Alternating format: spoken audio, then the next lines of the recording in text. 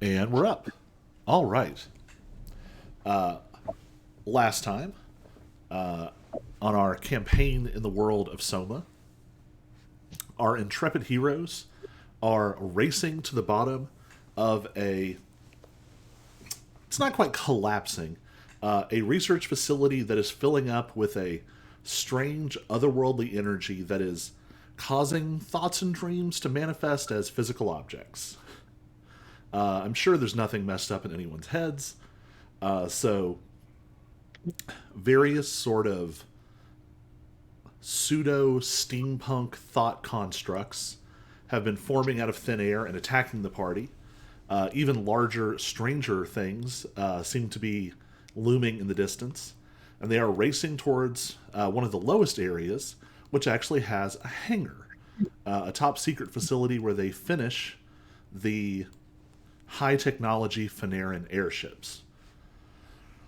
Our party has had some mixed results along the way, including fully blowing up a cannon, which they, which did much more harm than the actual enemies. But you all survived the encounter, recovered a massive glowing jewel, and took a short rest to regain some health. So we pick up at the end of your short rest. The golden mist is now much thicker in the hallways. You can definitely tell this place is filling up. Alarms are still blaring. They have never stopped. What do you all want to do?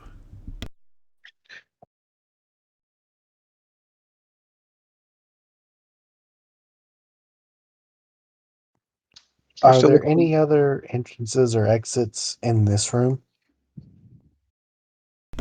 It looks like that room only has the one entrance slash exit.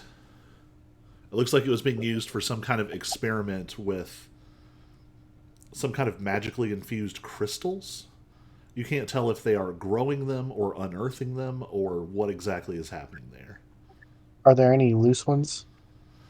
Uh, there aren't any like loose, but they would not be that difficult um, to just like very quickly break some and take them with you. Yeah, I just want to break one to see, like, to inspect and try to figure out later. Yeah, so there is the giant one that was at the heart of that strange crystalline dragon that you fought. And it seems to be of a similar nature to the other ones. But yeah, you can easily just roll. If you're just going to take a second to do it, roll 2d4.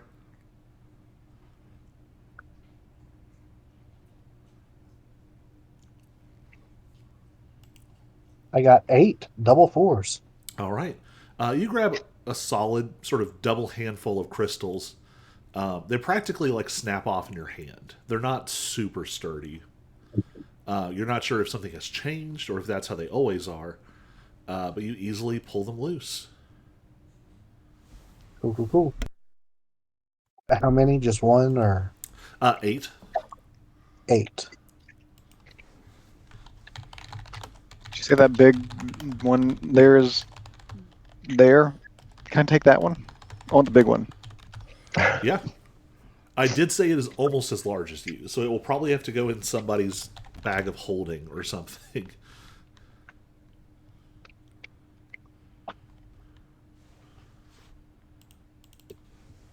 I don't have a bag of holding. What I have one. Are the wheels still usable on the cannon? We could just put it on the. Oh no, y'all blew up that cannon fully. It's blowing up, blowing up. No frame left. I have a water skin. Yeah, I have a regular pouch, but no bag of holding.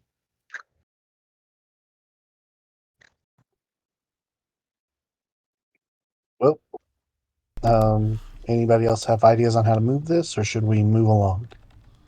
Well, Um, if I shoot it with fireball, it'll break into pieces, maybe. Well, I mean, we could get pieces if Oh, Tiny we want wants it the all big in. one. Yeah. We want it kept together. For some reason, I thought at least one of you has a bag of holding. Maybe Maybe It it's Harry. would be Harry. it would be Brick. Yeah. So Yeah. Brick stuffs it in his bag of holding. Okay, Okay. fantastic. I was like, this is definitely a thing. Like, At least one of All us right. is a pack mule. So we get the giant crystal, and we head out. We keep going because of the alarms and whatnot. Let's go. all right, where do you all want to head? There is the sort of four-way intersection that you all came from to the east. To the west is a door you have not explored.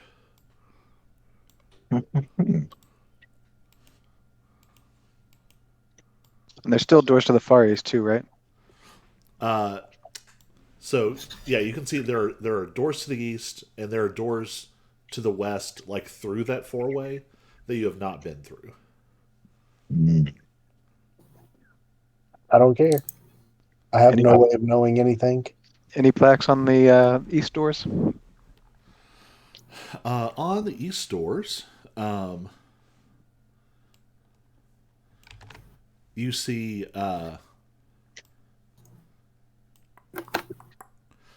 chemical hazardous chemical vats, and a line underneath that is marked hangar. Well, that's easy. Let's go this way. To the east or to the west? Wait, were the hangars That would marked? be to the east. All right. Or were we just under the impression that I'm just unlocking all of these fairly easily now? Yeah, I think you've done enough of them. What I will have y'all do though is somebody roll me a percentile check. A D100. Yep.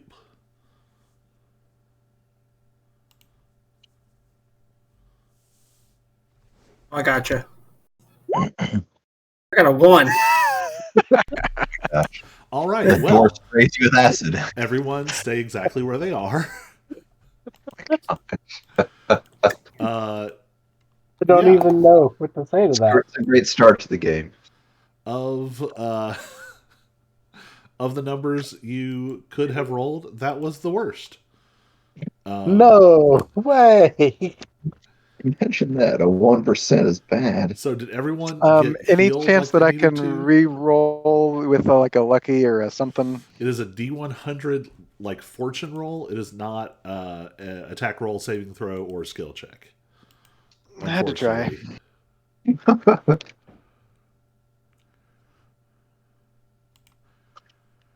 All right. Yeah. Give me just a second.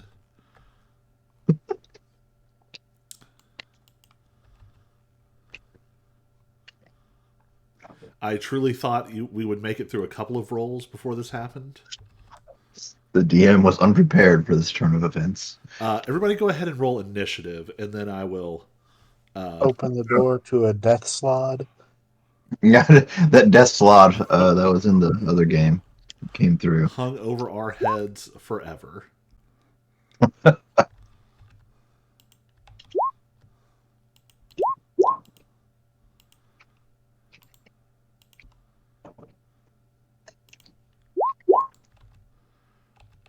Sorry, I was literally like putting this token together, like, oh yeah, I might need this here in a minute. No, I need this right now.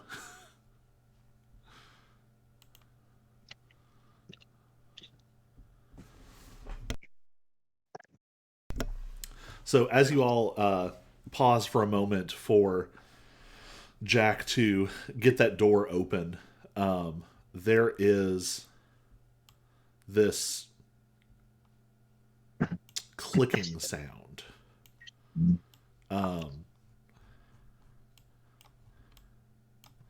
Coming from behind us or the It other is sides coming of from the door? behind you. There is golden mist starting to come in through the door. Through the door, that four-way intersection.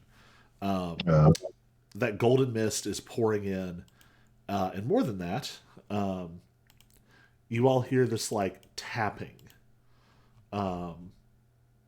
this metal like tick tick tick tick tick tick tick tick, but like thousands of them at the same time. mm.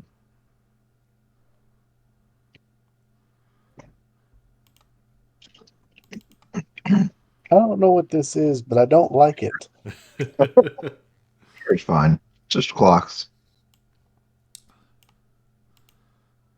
Let me double check.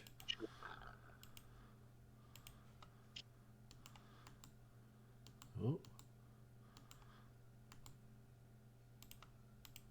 I had too many windows open. There we go.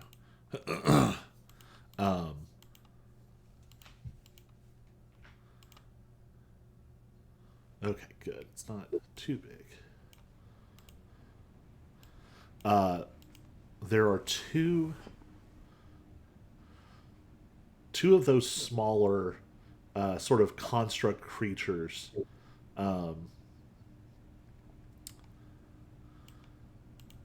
Come like tearing around the corner. It almost seems like something is pushing them.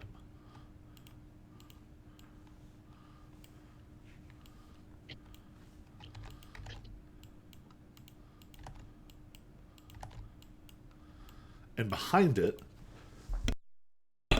comes a giant gold-plated sphere. It is not smooth or neat. It looks like it is just random plates welded together. There are sections of like leather, rusted steel, gold mist. It seems to be sort of concentrating in it, and then it almost seems like it's inhaling and exhaling this golden mist. There are blades and whirring saws sticking out of it at intervals. But mostly it is covered in just so many feet. Metal feet that just tick, tick, tick, tick, tick, are propelling it down the wall. And it comes into view and immediately starts heading in your all's direction. Is the mist coming from it? The mist doesn't seem to be originating in it. It's almost like the mist is just slowly filling up the hallways more and more. And this thing seems to be like inhaling and exhaling the mist.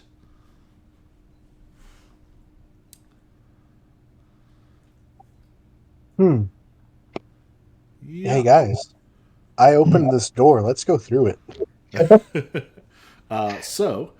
Alex, you are at the top of the initiative. That was a first for me. I'm never top first. Um. So, guys, we have two options. Do we go back into our big room to fight it so we can kind of, not have to do a hallway fight? Or do we try to go into the smaller hallway and fight it in there? Asking for suggestions. I mean, I see no reason why we don't just open this door, all go through it, and then close and lock the door and keep running. Well, what's to stop it from coming Also through be the an door? option. Well, it's only got feet, no hands. It's big. It will just break them. Brick was breaking doors. Yeah, I mean, truly, to think about this, think of the Indiana Jones boulder, but cover it in steampunk nonsense. That's Now, the I have an situation you're idea, in guys. right I now. got an idea. Fireball. I'm going to. Fireball's not a bad idea. Brick, let's punch through it. 30. I'm going to get out of the hallway. You're gonna let it roll past, so then you're stuck on the. And then maybe if I ready in action to swing my guess arm when it gets in range. If it gets in range. How about that? All right.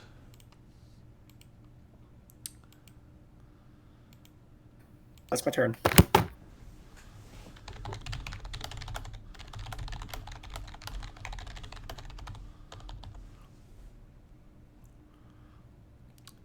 I'm just quote tweeting something that I posted about you all the other day that is very appropriate for this moment. That I will throw in Discord for you to enjoy.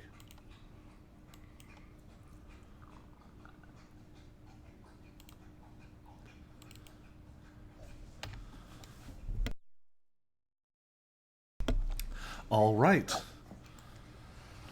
So that was Alex. It is Brick's turn. Brick is going to make an intelligence check.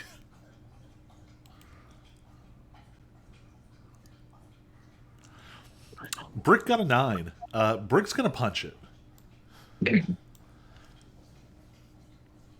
Or more specifically, Brick is going to...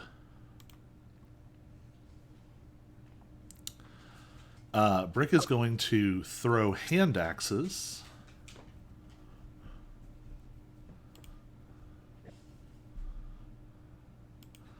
$28 to hit, and a 28 to hit.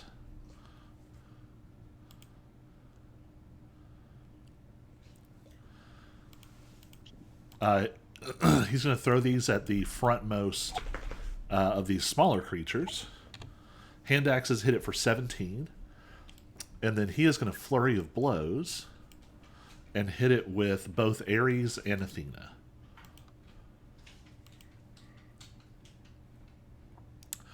Oofa doofa. Natural 1. 29.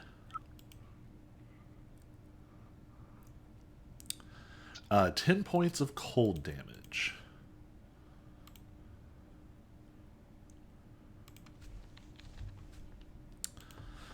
The frontmost creature is destroyed. Having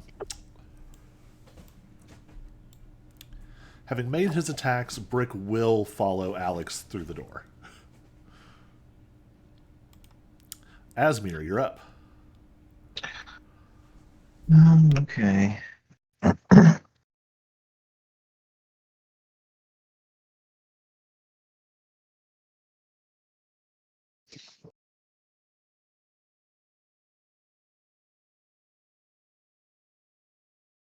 I'm gonna tab here. Okay. What spells do I have available even?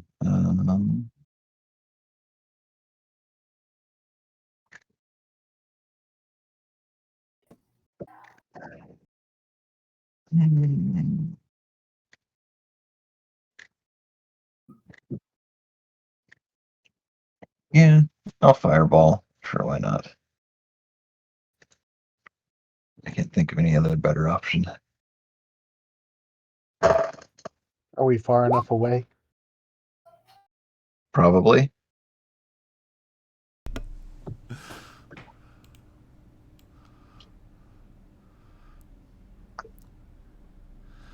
Yes, because you could hit it right up against the door behind this creature.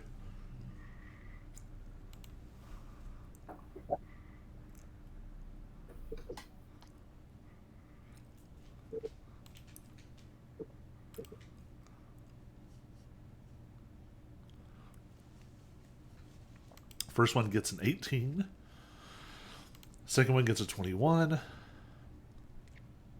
Third one gets a 19. What is your save? 18. They are all going to take... the first three are going to take half damage, which is going to be what? 28, so 14 each.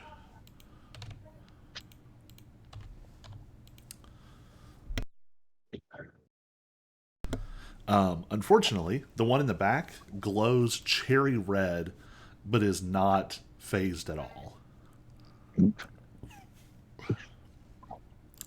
Anything else? I will back up a little bit. If I can move my token. Okay, there we go.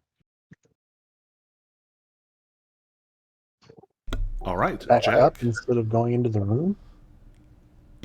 Oh, I thought escaping this way would make more sense, but I think Brick and Alex both went into oh, yep. that. Well then, uh, Do you want to change that before I go?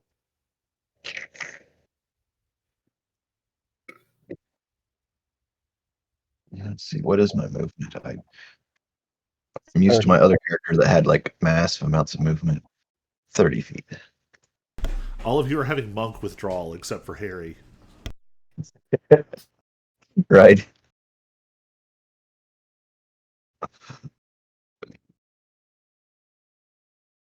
So I could make it inside the room, I guess. Okay, yeah. 10. I mean, if you wanted to go the other way, you absolutely could. I was just letting you know that I No, was pretty yeah, sure everyone else went the other way. it was a fair point. And admittedly, it makes sense because we have a big giant room to move around in if we need to. Yeah, I'll do that. Okay. Now my turn? Now I'm done. Yes. Go for Okay. it. I'm doing something real similar. Maybe. 1 second. Let me get distances again.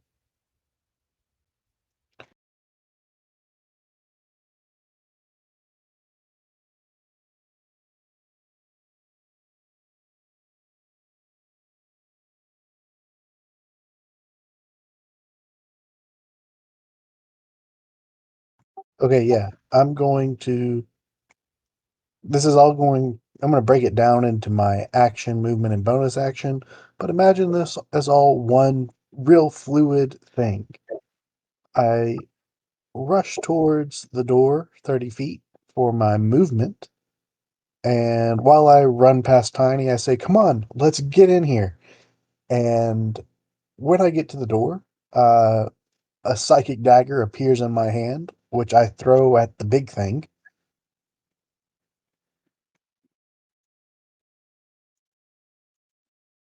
Getting a 22 to hit.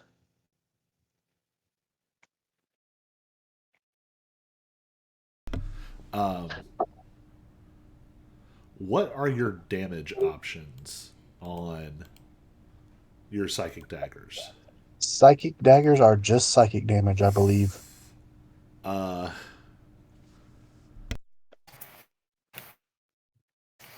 I'm going to put this to a roll. Okay. So he's So not just resistant to these. It seems like this thing might be immune. so here's the conundrum. This the thing that this is imagining itself to be is immune to psychic damage, but it is not actually that thing. It is an intellectual construct of a thing. I'm gonna say, give me what's your primary mental stat? What's my primary what? Mental stat. Uh, Intelligence is higher than wisdom. Oh, I would take charisma too. Oh, charisma then definitely. I was trying to see if you had any. I guess you don't have any abilities that have saving throws. Interesting. Yeah. So give me just a flat. Uh, not proficient in Arcana. Yeah. Give me a flat and charisma check. We're gonna put it against this thing's um, wisdom. Got a 10. It only got a 5. Yeah. It doesn't think this is going to be a problem, knowing that it is a construct that is immune to psychic damage, and then this dream of a construct. I only heard knowing it's a construct. I gotta see if I need like a new cord or something. This thing which is dreaming that it is a construct walks forward in full confidence that your psychic dagger can do nothing to it, and is very surprised when it rips a chunk of it away, returning it to golden mist. I can dig it. I did 6 psychic damage then. All right. What else? Do And you then, with my bonus action, I will dash and get into the room. All right. It is the smaller creature's turns. Feeling real exposed here now. Yup, it's not great.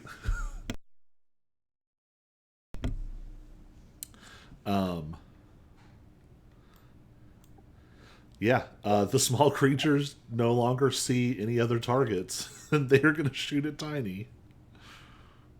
Shoot, I thought they would have to roll up to him and Uh, pass the people. 16 to hit, which I don't think hits. Nope.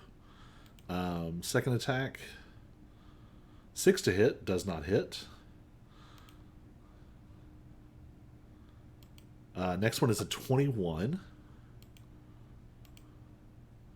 which I imagine will hit. Yep. So that's going to be 11 lightning damage to Tiny as this little electrified. It's almost like somewhere between like a javelin and a dart. Like a metal needle that is about, I don't know, 1.5 feet long, flies through the air and just chunk into your shoulder and shocks you. The next attack misses. The last one goes 17, and another nat 1. Multiple nat 1s in that set. So there's this barrage of these electrified needles, and only one of them manages to hit you. But now it's the big boy's turn. There is an intensification of the clicking as all of these little metal feet start to push as it rolls down the hallway.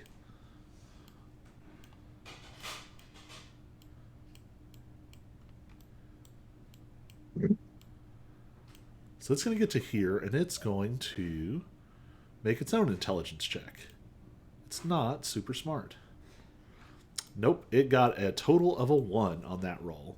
It is just going to roll straight towards Tiny. So it makes it to here, and Alex gets an attack of opportunity. Let's do this. 28. 28 will hit. Ooh, 16.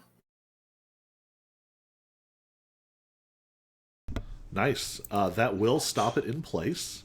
Though that does mean it is now going to attack you and Brick instead. Oh my gosh. You can handle it. So yeah, it's just going to split this up. It's going to make 2 blade attacks. First one's going to be against Brick. That is an 11. It is rolling super bad. Next one's a 25 against Alex. That'll hit. 25 will hit. 17 points of slashing damage. You said those were both against me, right? Sorry? You said those were both against me? No, the second one was against Alex. Oh, gotcha. And I got to mark This thing hits hard. 1 key point to flurry of blows earlier. All right. That is the creature's turn. It lost all of its movement. So it is Tiny's turn.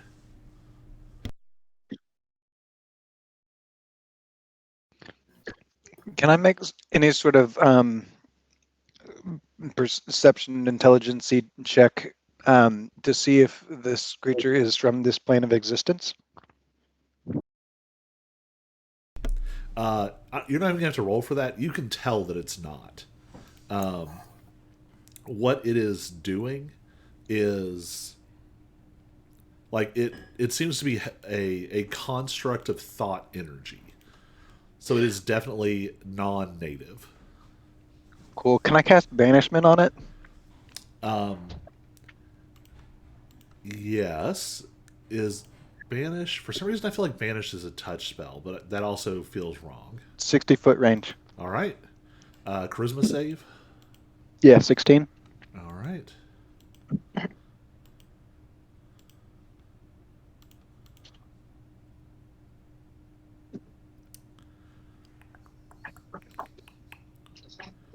Oof.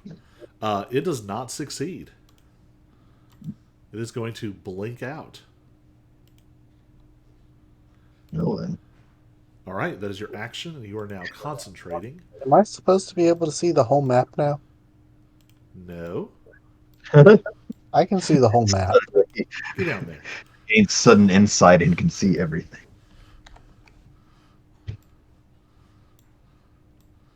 Does it still show like the other areas?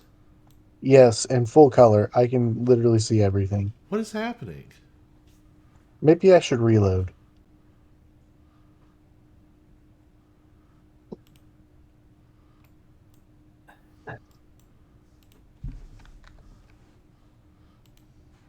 Yeah, that was definitely a glitch. That was like the walls are built correctly.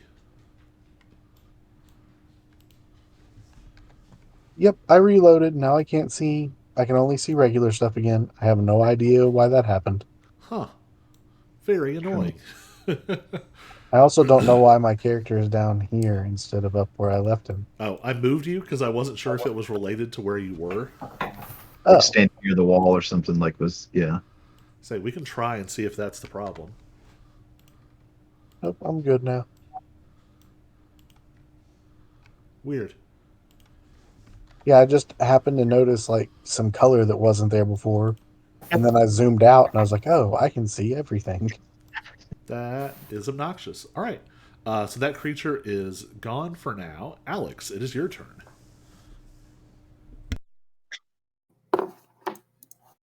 Well, yeah. Would I have had Ah. any time for movement? Oh, yeah, you can still move. It would be going through the door on the east side asking too much. Otherwise, I'd go south.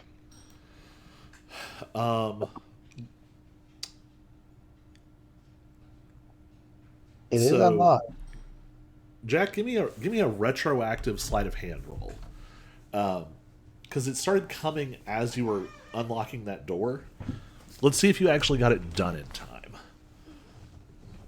Sleight of hand or thieves' tools? Thieves' tools. Big difference there.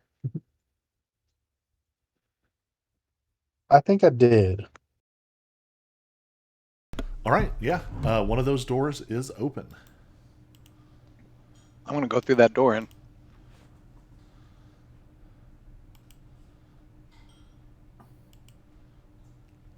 There's another set of doors. Nice. All right. Alex, what do you want to do? Got this. I'm gonna swing at him. A. That one. Yeah, and that one's going to miss. Getting a 21. 21 is going to hit. Getting 10 on that one.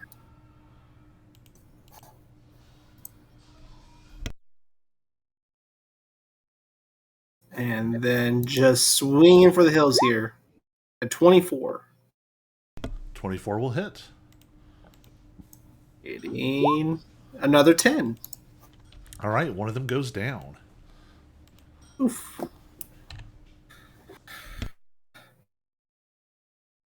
All right, anything else? That's everything. All right. Brick, you're up. All right. I don't like being left out of the fight. Take a step forward.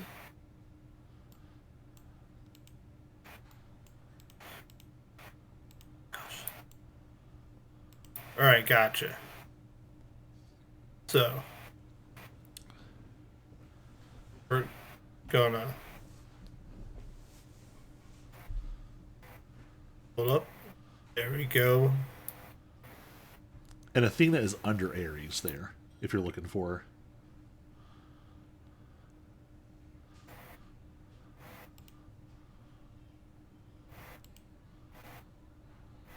What is going on here?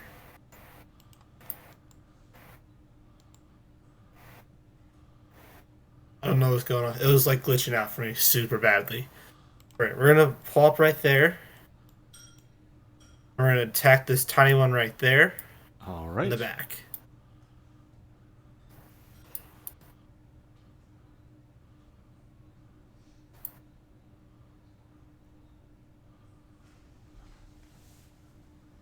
$28 hit. 28 will hit.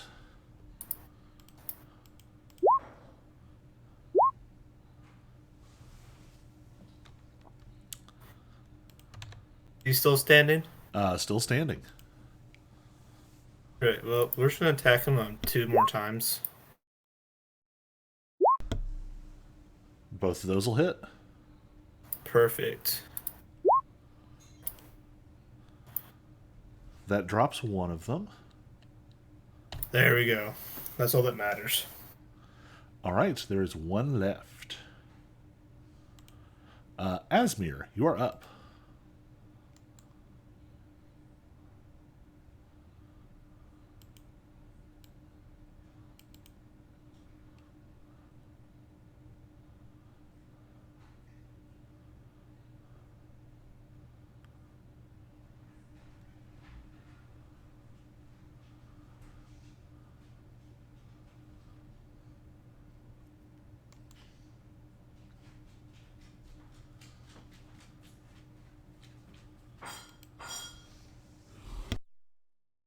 Asmir. He's muted. I wonder if he's talking and doesn't realize it. Hey, I'm muted. Okay. Yeah, I was gonna firebolt the one dude. Which might not be a good idea. I don't know. I can't remember if that was the one that absorbed my fireball.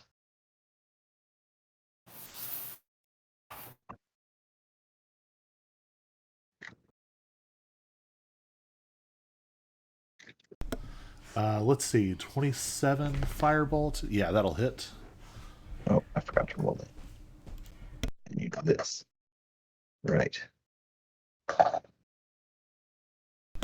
That takes out the other. Okay then.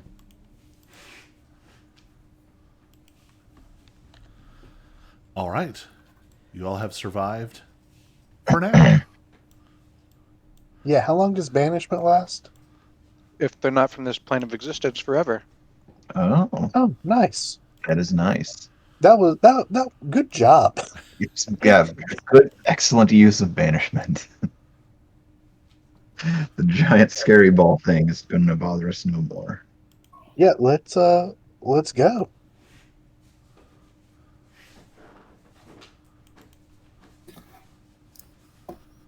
Through to the right and through the hallway. Sounds like the plan. And then I could get these doors too. Yep. Yep.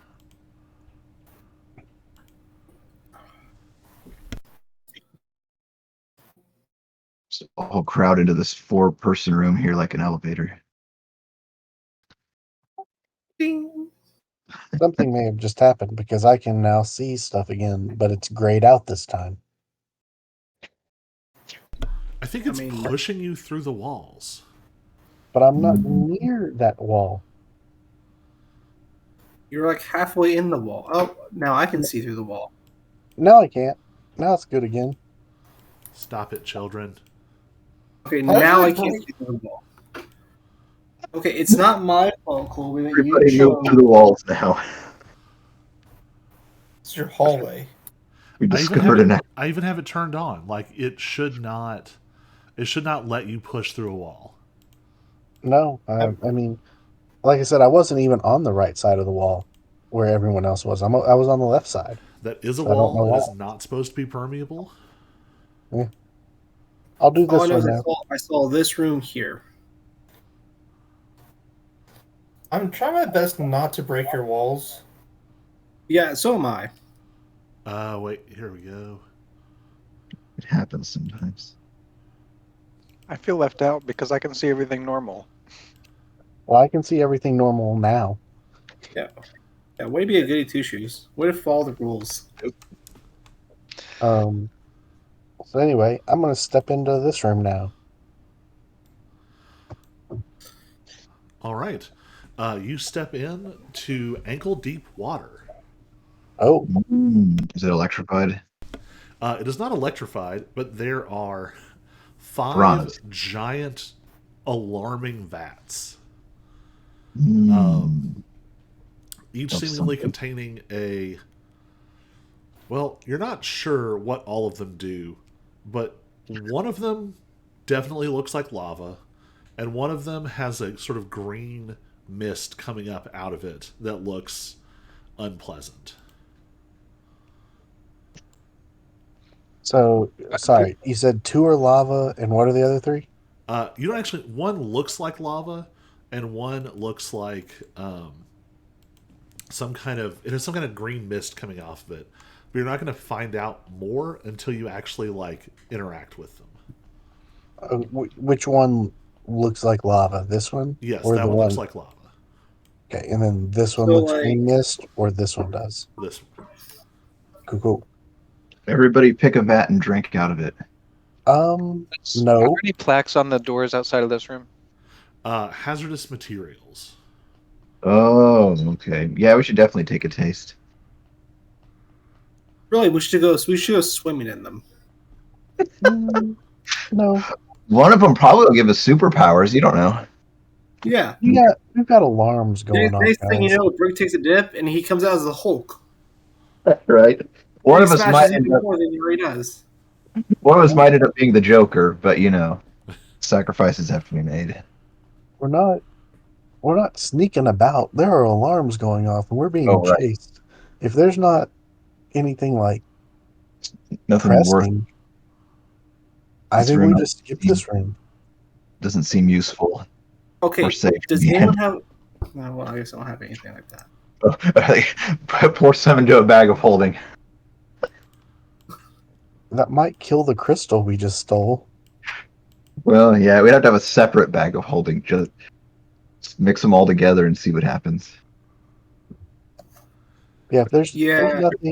there's nothing that immediately catches my attention, I vote we leave this room. No, it doesn't Yeah, I'm seem out. like a useful room. And of course, that's probably What's the on room the that we south need door? most. So, Colby, I have a question. Uh-huh. So, if you're saying my hands theoretically come out of the wolf's mouth, and They don't. I said that, but I don't think that's actually So- canon. so like, could I use them to knock over a bat to see what it does? Yeah, I think so. Everybody get out of the room. Somebody get ready to close the door really All right, fast. that's just for later on. So, do you Just as a think thought. we could carry the bats out of the room? Are Are they on wheels? These vats are No. massive. Like these are you Like could bigger you than a could- cannon? Yeah, like you could put 4 of you up to your neck in these vats, not touching each other. Oh man. In this hallway on that southern door, is there anything on like a plaque on that? That southernmost door says hangar. I found it, guys. The hangar. Let's go that way. Whoop, whoop. All right. Let's gather everybody in. Get back. Get back. It's the edge of the map. Yeah, dummies. It's the edge of the map. Gonna fall off the edge of the world. Yeah. It's also Still less a than one weird space. design choice that You all can open and shut doors much faster than I can. Oh, weird. Like, I have to, like, click into a menu with a bunch of different options. Players have more power than the DM now.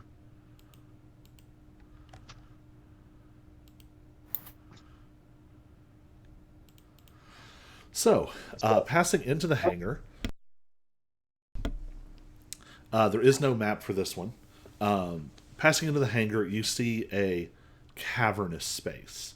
It is massive. You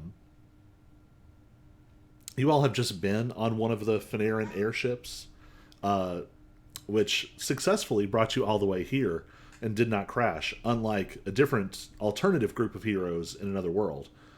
But you can see that this space is fully large enough for one of these ships to be assembled. There's all kinds of like complex scaffolding. All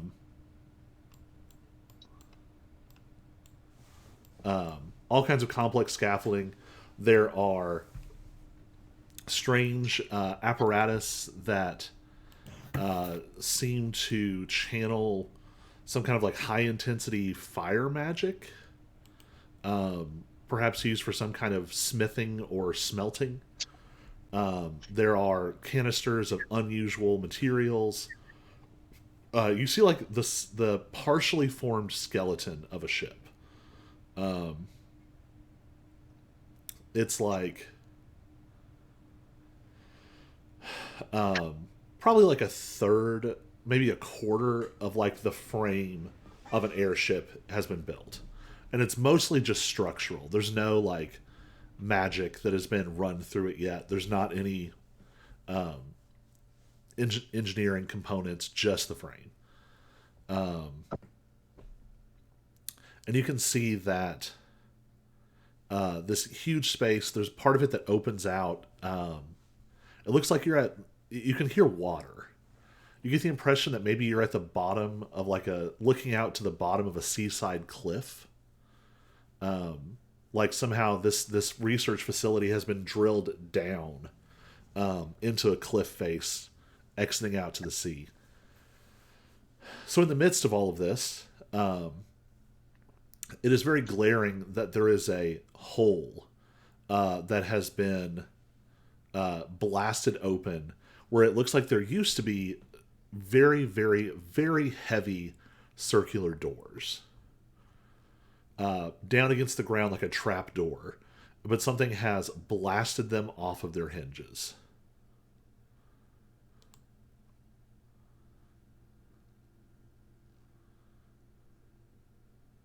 What would you all like to do? We tie off rope and let's start descending. We gotta go. We're on a crunch, baby. Yeah, we're being chased. I don't want another big giant ball thing coming at us. You can There are definitely things that notice need to be killed. there is a lot of this golden mist coming up in this space, and it's mingled in with some black mist, which you all have probably seen before. When a seal breaks, you have seen this black mist show up. Oh no, does that mean we're too late? Close. So Just We really what if gotta we hurry opened then. the hangar door real quick, turned on a fan to start airing out this mist, and then we just descend? one of those giant blue fans like they use in the school gyms. Yeah. All right. Well, you all want to descend into this unknown space? The madness. Yeah. Yes. All right. Now there should be a map. Ugh. You find yourself in an unusual chamber that looks substantially older than everything else. Purple crystals, nearly identical to the ones you saw in this chamber up above, are growing here, but they are growing like as you watch. They grow up. They get to a certain size, and then, seemingly out of nowhere, they start to shatter and disintegrate into golden mist. Mm. And you can see that there are cracks running through the floor here. What's strange is they seem less like cracks in the floor and more like cracks in space itself. And there is golden light and mist pouring up through them. And everybody give me an intelligence check. Just straight intelligence. Yep. I'm not smart today. Or a bunch of dum-dums. Brick nose.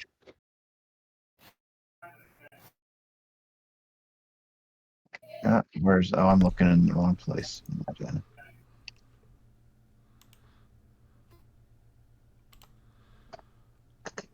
You.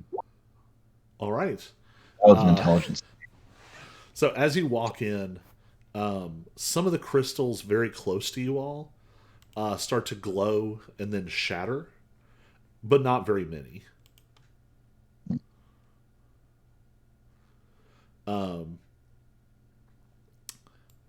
Would you all like to investigate any?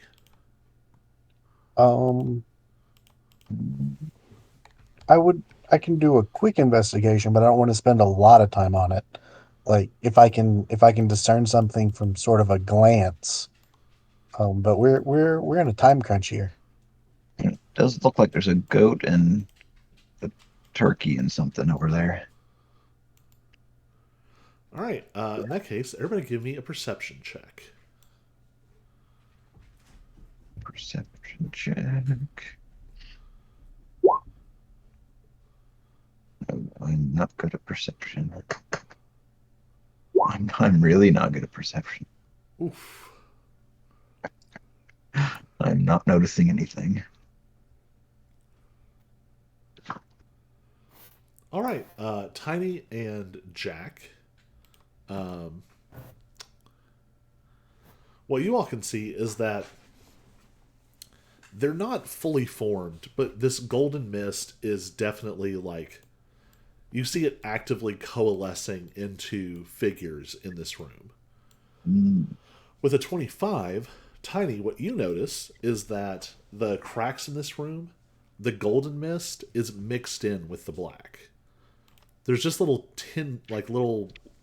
scraps of that black mist coming up out of each of these rifts. Based on your experience, you know that the seals are not always necessarily just like a big obvious circular seal. One of the seals that you encountered was literally a tree. Your impression is that it is this space itself that is the seal, and it is cracking.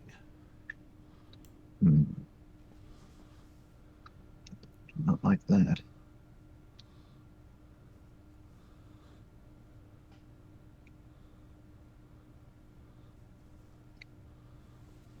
Well, people who out of game, people who have dealt with this before. What do we do? Actually, how do we reseal a steel? I don't remember now.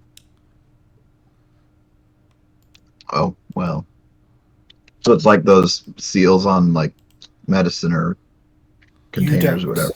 Once the seal is broken, it's broken. Well then, So we're too late.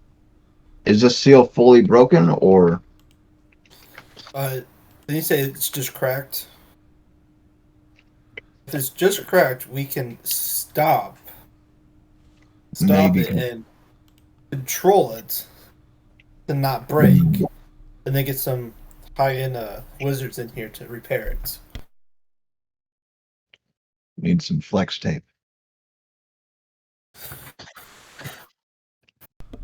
Can we Can we roll from knowledge Sure. of trying to remember? Even though Tiny and I weren't actually there, can we do it too? You've been in some seals. I mean, me and Colin. Yes. Yeah, you can roll. So just straight intelligence again? In this case, I'll say religion or arcana is probably going to be closer. Religion or arcana? Yeah.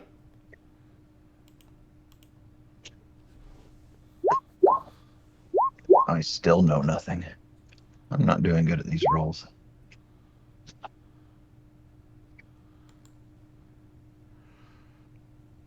Let's see then.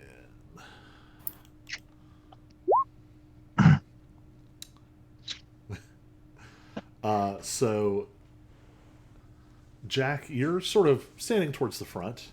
You are trying to think hard about how you all have approached seals in the past. You do remember that the seal of fate in Demos, I think it was called. Sure. Let me double check.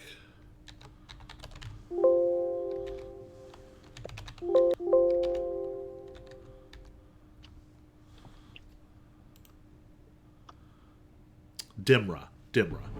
The seal of fate in Dimra, which took the form of a giant tree, was damaged by some of Tiamat's devotees, but Grandfather Winter was able to repair it using some of his archfey abilities.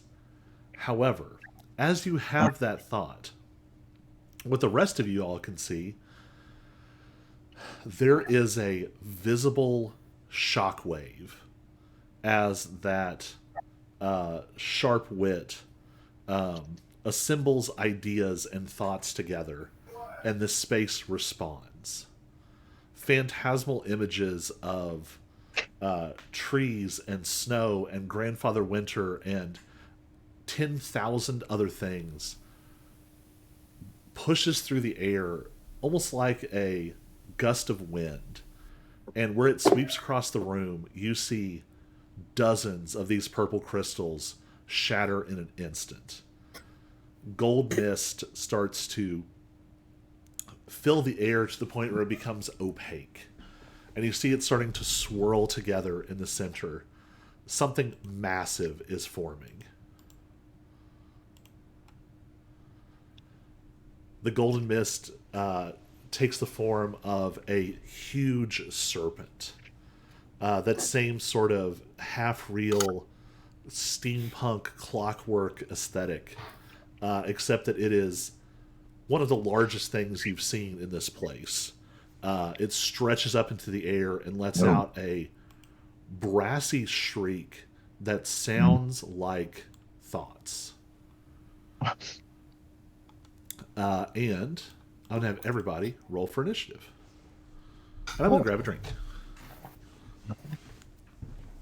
I might all want to drink for this one.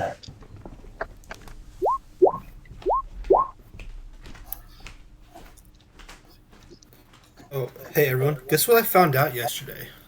I don't know. That there's black widow spiders in Missouri. All right, yeah, that's a thing. I remember finding out that South Missouri has tarantulas, and that kind of freaked me out. Where'd you find black widows? Oh, out of college in southern Missouri.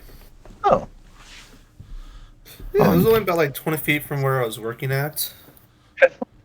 On my Yeah, back in no the utility room. no problem. Wait until you remember that Missouri also has rattlesnakes. Yep, rattlesnakes. I The don't see they have a- rattlesnakes in college. they have moccasins of some kind, or there's some Yeah, other. we got water. Yeah, I thought there was like one other kind of poisonous snake Missouri had. And water moccasins, I think cottonmouths are might be the same. Yeah, 100% sure. that's right. Yeah, maybe cottonmouths, and rattlesnakes.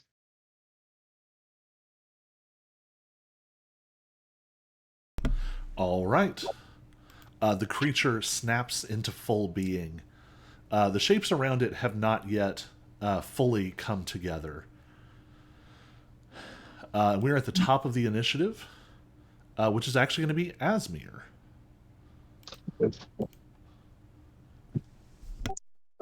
Did you get my initiative of 17? Yes. Okay, it gave a weird message.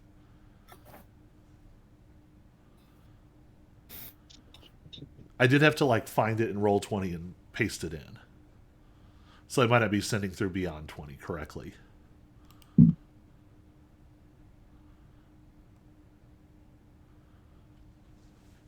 Okay.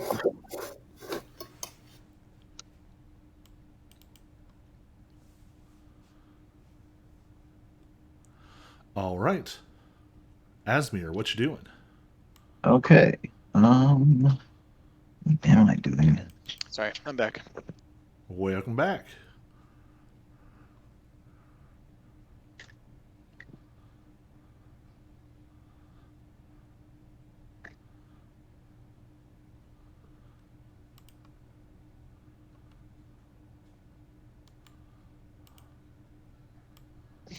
Just for fun, I'm going to do this. I don't know. Initially, I think I just make the meteors appear. I don't actually. I I'm want not to say sure if that I you meant. can fire some of them. It might take a different part of your action. You definitely can launch some on the turn that you do it. Okay. I wasn't sure. When you cast the spell and as a bonus action on each of your turns, you can expend one or two of the meteors. So you started with 6. Do you want to do 1 or 2? I'll do 2 this time. Alright. And where are you dropping them? Right on the dragon? Yeah, just shooting them at the dragon. All right. It is going to make, what is that, a dex save? Yeah. Yes. 18. It gets a 24. So is it half damage? Yeah. 24 on the first one, 23 on the second one. So then that means it'll take 9 total. Would I roll damage twice, or did I already roll damage? You already rolled it. You got a 5 on 2d6. It's pretty close to average. Okay. But then would I roll again for the second damage, or? I wouldn't worry about it because you've got a lot of them to throw. Okay. So we just say that all of them are doing 5 damage. At least for each, we'll do 1 each turn, just for simplicity. Okay. Sounds good. All right. So casting that was an action. So you do still have your bonus action this turn. Wait, what? You do still have your bonus action this turn. So you cast it as an action. Oh, when you okay, yeah, I get what you're saying. So Yeah, it so wasn't. I the didn't first use 2 my were bonus. built in. Gotcha. I don't think. I always forget. I know I think I do have some weird bonus actiony thing I can do that I always You can forget. use Quickened Spell, spending 2 sorcery points. Yes. In this case, to cast a cantrip. Okay. Because you've already Right. cast a full spell. Yeah. So if I want to.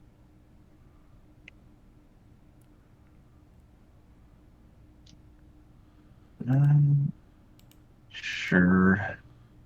Be down to 4 sorcery points, but I will cast Frostbite just for the heck of it. All right. Which is Con Constitution save? save, yeah, of 18.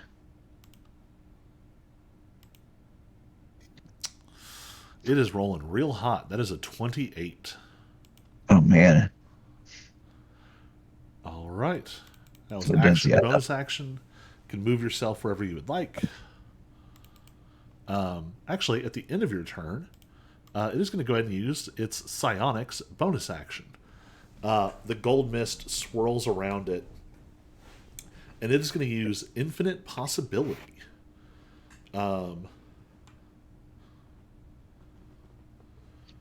which I need to get a cone for.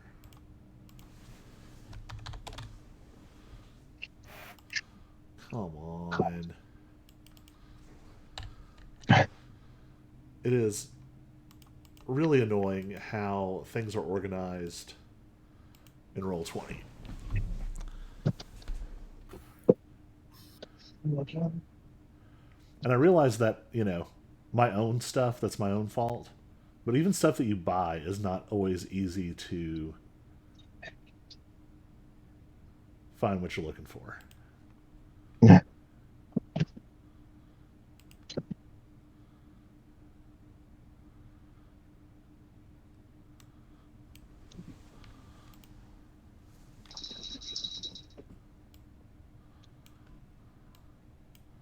Dang. Don't like that.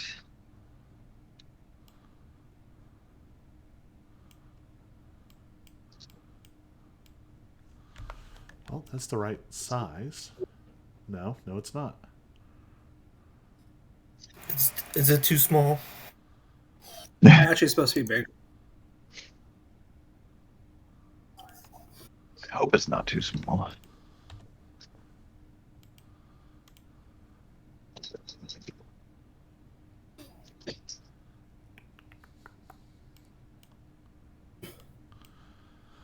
There we go. That's the right size. Nope, that is very obnoxious.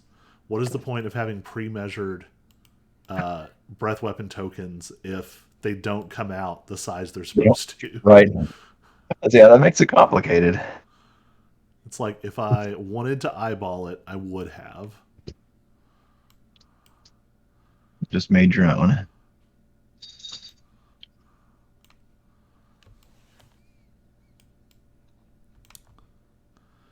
All right, Asmir is not going to have to deal with this. Everyone except Asmir gets to make a wisdom saving throw. A wisdom saving throw on a breath attack? Yep. I will say more about what it is here in just a second. Right now, I'm going to fail this. Oh one, my so- gosh. No. Yep, this is not great. Man. Well, this is going to be a Even the TPK. Oh, yikes. Tiny, you might want to use luck. Yeah, whoever can do the. Can I use roll. luck? Yeah, this is a saving throw. Is Brick high enough level to do the reroll thing? No. Nope. There you go. That's So unfortunate. everyone except Asmir and Tiny is affected with the confusion spell as the dragon inhales and you see a lot of the crystals around it disintegrate. The golden mist pours in and a 60-foot cone of weakened reality pours over you all. And everyone except for Asmir and Tiny, you become disoriented for a moment as the thoughts in your head leak out into the world around you. So, Alex, roll 1d100. No. 33. On a There we go. 33. Better. Let's see. If I don't have those.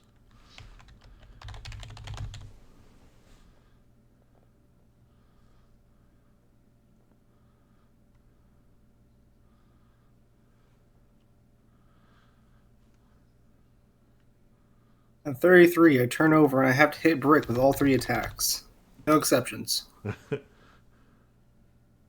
And he has to bend over and take it. Yes, please. I just remember the time that in the Monks campaign, my guy got confused. I critted Joe, and if Joe hadn't used luck, he would have died instantly. Forgot about Yep. that. It's fun times. Wasn't a good day.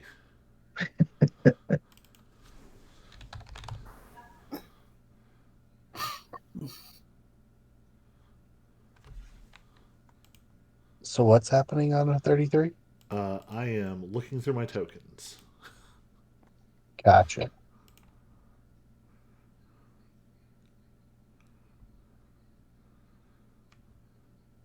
We'll just use assorted sizes.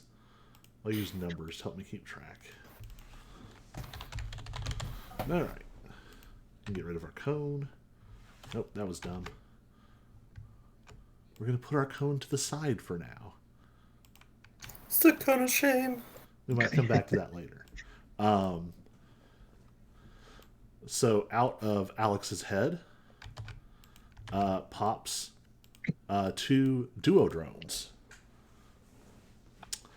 Brick, roll 1d100. Okay, who gets to think about the Stay Puft Marshmallow Man?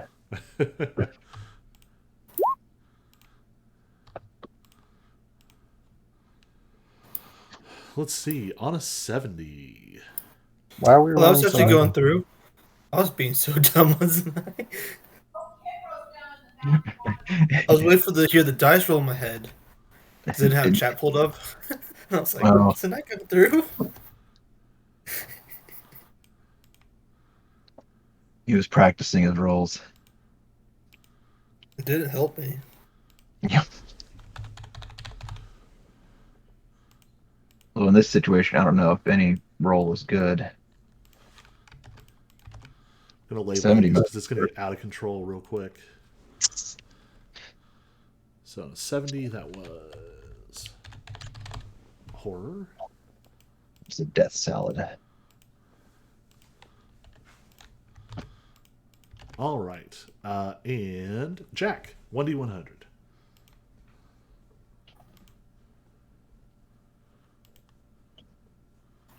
$68. On a 68. On a 68, you actually get to re-roll. Really?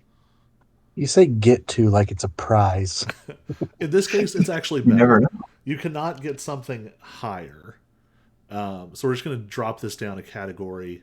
We're going to drop it to the lowest one that isn't here. So roll 1d4 for me. All right. 1. That was a good result. That was literally the best that could go. I know. I'm lucky. What can I say? Right, yeah. I've got not just 1, but 2 rabbit foots. Silly rabbit. Tricks are for kids. All right. You all, these thoughts blast out of your heads and they instantly become real. Strange, sort of clockwork metal creatures. Very similar to the things you've been fighting down the hallway.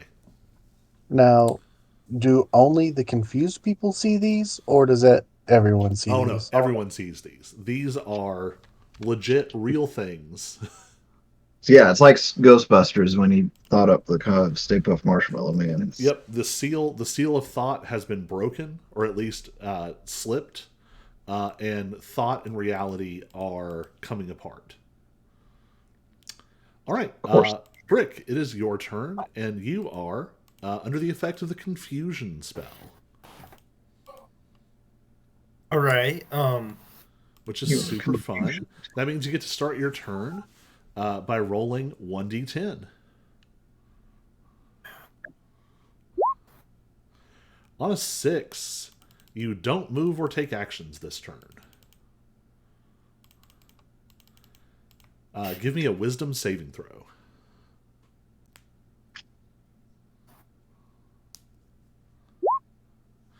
You are... oh, no, it only goes until the end of your next turn anyway. So, at the end of your turn, you are no longer confused. Jack, it is your turn. Roll 1d10. On a 7. On a 7, roll 1d6. An excellent roll. You get to make a melee attack against the duo drone immediately to your I get to make west. a melee attack. What? Against the duo drone to the west.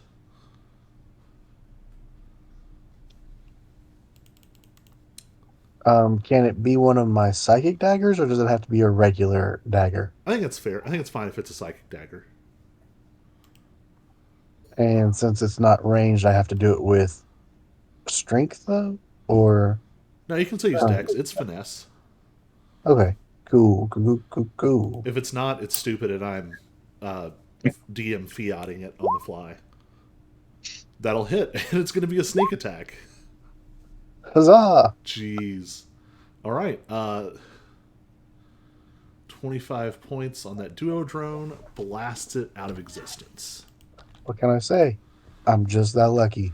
And you are no longer confused at the end of your turn. And it is the dragon's turn. The dragon is going to keep. Oh, first, the dragon is going to roll for recharge.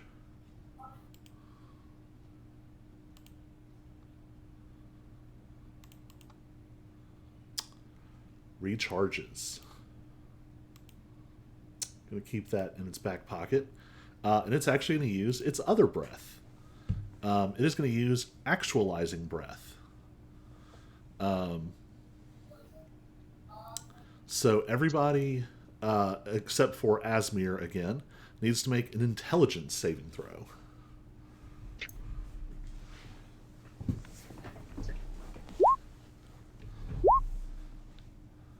Yeah, I'm gonna go ahead and roll luck on that.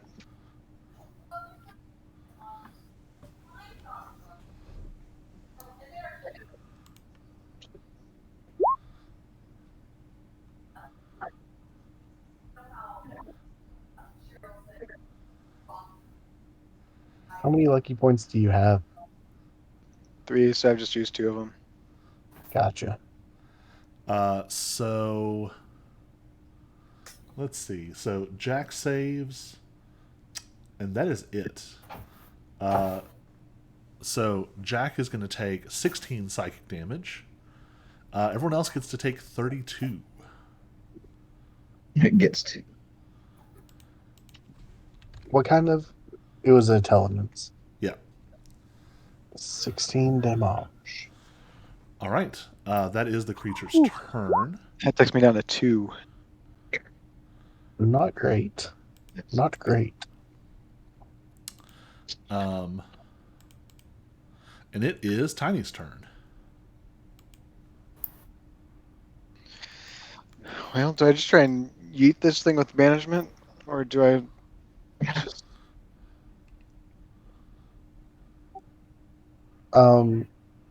Probably a good or I option. can guarantee myself some temporary hit points at least? Yeah, I don't know. Go with Twilight. My guess is this thing would have really high saving throws, but I don't know. Yeah, it's a good thing to know, especially playing a cleric. You got very, very lucky on your first banish. Those are called save or suck spells. Yeah, I don't know what you just said, Colby. What in the world? Yeah, you cut out. Something Yeah, is, it's been doing that thing again that it did last week. Yeah. something is up, I think, with the cord. I think this cord is Oh. getting worn. Because I wasn't even leaned back. I was facing right at my mic. Yeah. Those are called save or suck spells. So if they fail their saving throw, it's a really powerful spell. If they don't fail their saving throw, you throw that spell slot and your action in the garbage. Yeah. So yeah, usually it's a risky spell. Yeah. I might have a little bitterness coming off a campaign playing a cleric. Didn't always work out. Did not.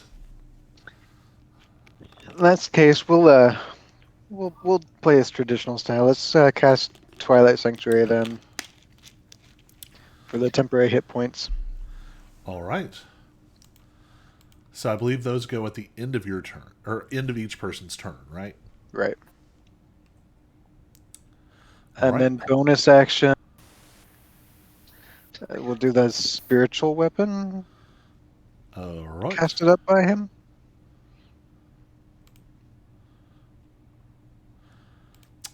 Do you? This spiritual weapon looks like a red sphere with some sort of a tail coming out of it.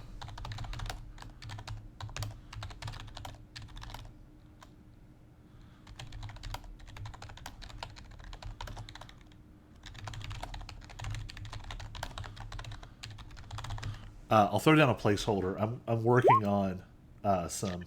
Nat 20. Oh, nice.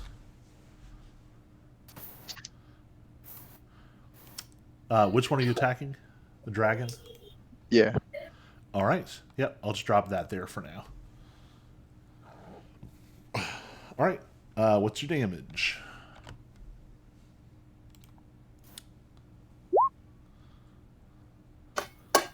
And you get to roll another 1d8 and add it on top of that. Because it was a critical hit. Nice. All right. Anything else?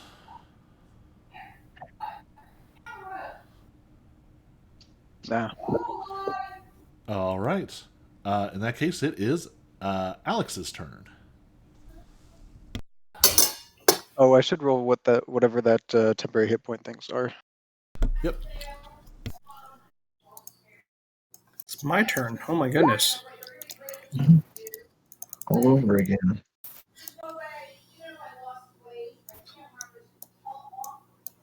So we are going to. That is a clutch Twilight Sanctuary roll, by the way. Yes. Yeah, very buddy. Boy, I'm confused, aren't I?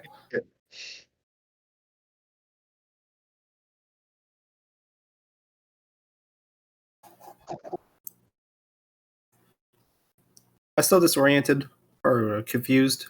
Ah, yes, you are. Wait, no. You've had a. Is this your first or second turn? First, You are confused. So go ahead and give me a 1d10. 10. Nice. You get to move and act normally, and you're no longer confused. Oh.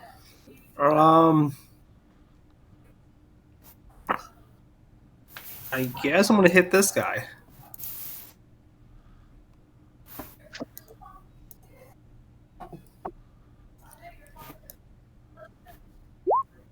$21, 21 will hit.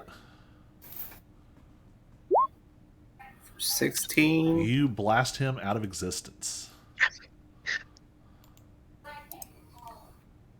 Perfect.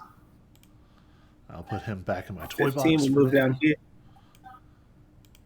Well, And you've got reach, Use my too. second- You don't even always have to move if you don't want to. oh, I'm trying to move away from the group. I'm just moving down here. I guess I could have moved to here, but no. I hit this guy for 21. 21 will definitely hit. Exact same rolls as last time. Even more so, you blast this thing into scrap metal and golden mist.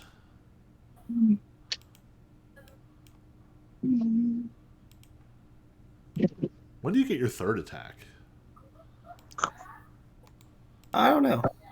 I think it's 11, probably. 30. We'll move here, and then for my bonus action, we are actually going to second wind A good choice. for 11. All right. And that will win my turn. All right. The two horrors are going to go.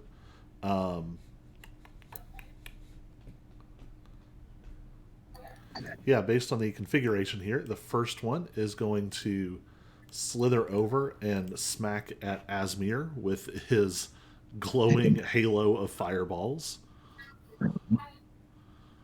It does not like you doing that. Actually, it's not going to move. It doesn't need to move. No, yeah, it does. Yeah, it does. Rotating saw time. 14 to hit, which doesn't. Crit. Crit on a very small attack. 7 points of damage. Well then. And the other one's a miss. But 7 points of damage. You got to make a DC 10 Constitution saving throw or lose concentration. A what? You've got to make a DC 10 Constitution saving throw or lose concentration. Oh, right. For. What do you say, Constitution? Yep. Oh my god. Your I have a minute reroll. meteors go poof. Well, I got 2 off. All right. The other one is going to swing at Tiny. He seems like a softer target than Brick. Well, nat 1 on the first roll isn't great. 16 misses. 15 misses. 3 attacks, no hits. That brings us to initiative count 20. On initiative count 20, something really fun happens. We start a new round. Yay! Yay! Everyone needs to give me an intelligence saving throw.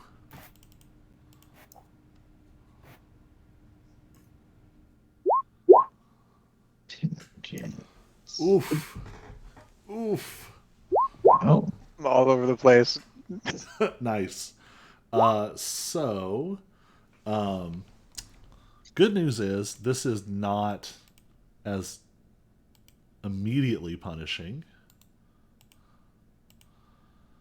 You roll.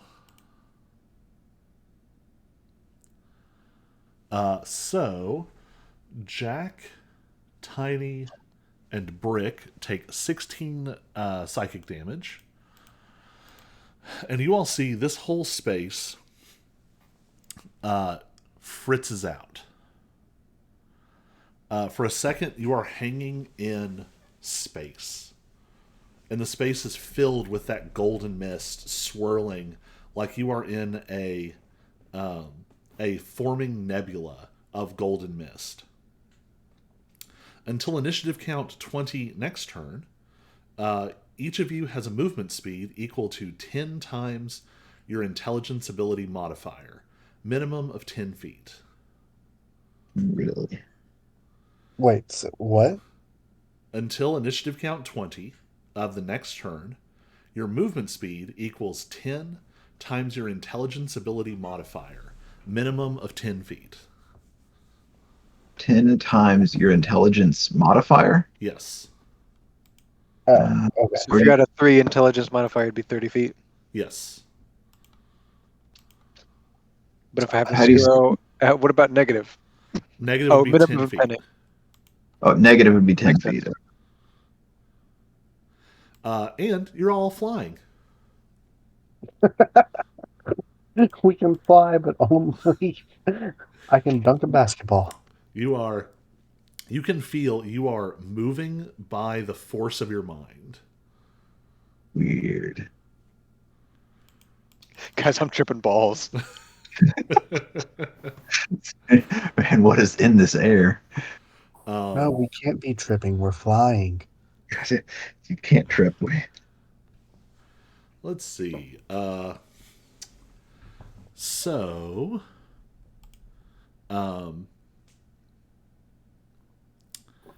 the dragon is going to use it's going to use all of its legendary actions, and it's going to do a real fun psychic attack. Everybody roll 1d20. 1d20? Yep, just flat 1d20. Man. Uh-oh. No. Oh my god. All right. I'm just not. Brick, you see the dragon is charging some kind of attack. Would you rather it hit you or Asmir? Oof.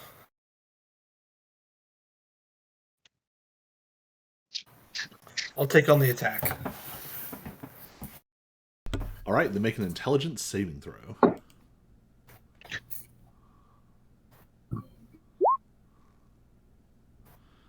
That was the luckiest roll you have made. You all see a column of golden light sort of forming in the air above Brick. And what is your movement speed at right now? After all your negatives, probably 10 feet. So Let's see here. Yeah, you're a 10. So you're just barely sort of getting this flying under control, and you manage to like just barely move yourself out of the way as a column of golden light sears through the space you just left. You take no damage. Asmir, it is your turn. Oh boy. Me without my meteors.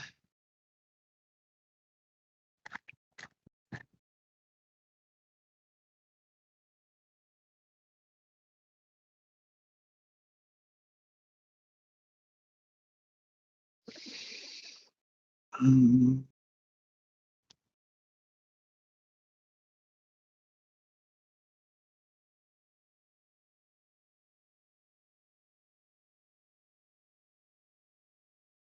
let's see. I am going to upcast Fireball at the dragon.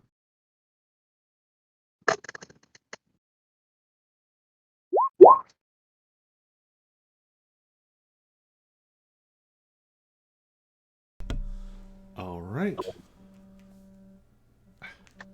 1 second.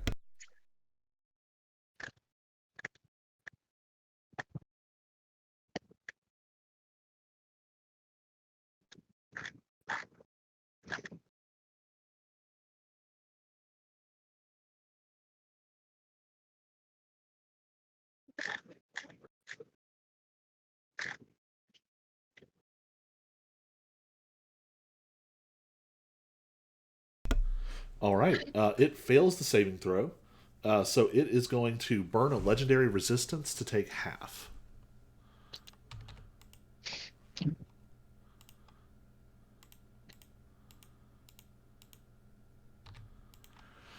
All right. Anything else? Oh, uh,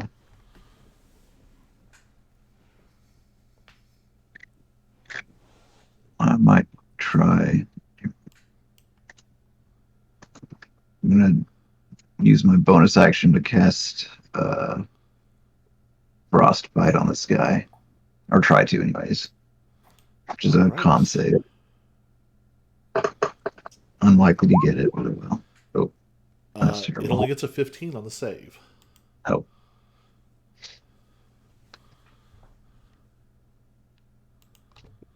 It's disadvantage on his next weapon attack, which I don't even know if it makes those, but you know. It's weird the way they phrase it. Weapon attack is almost everything. Okay. It's weapon attack or spell attack are the two categories. Okay. So anything that is not a spell attack and is an attack is a melee attack or is a weapon attack. Weapon attack. Gotcha. All right, action, bonus action. Do you want to move? I'm good here. All right, then we jump down to Break.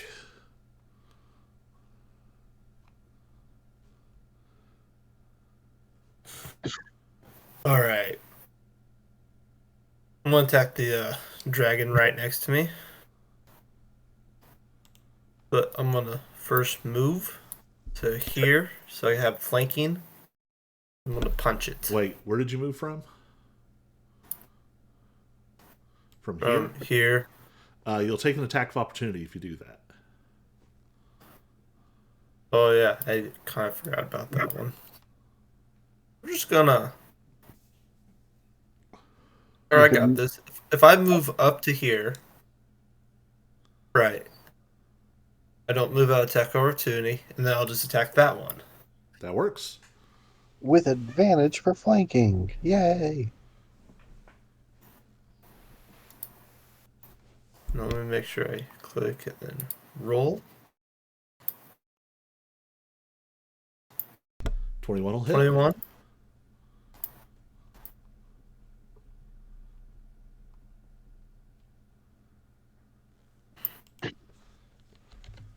All right. He gets another punch.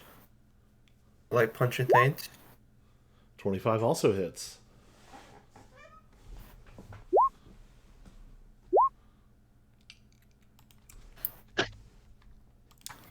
You have knocked a good chunk out of it, but this is a pretty sturdy creature. It's all right. I'll just use my bonus action to attack.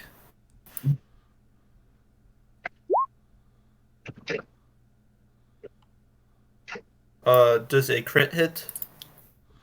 Yeah, crit hits.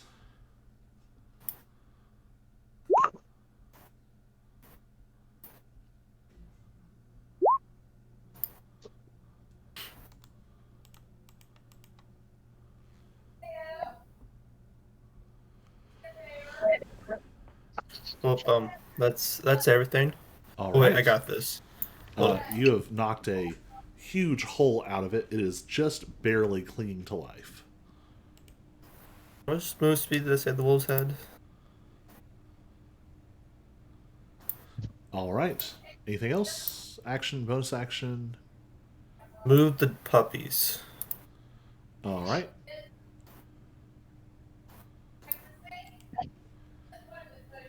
It is Jack's turn.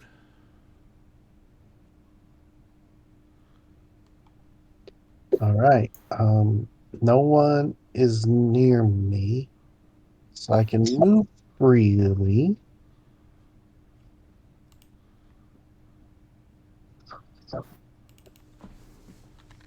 Um,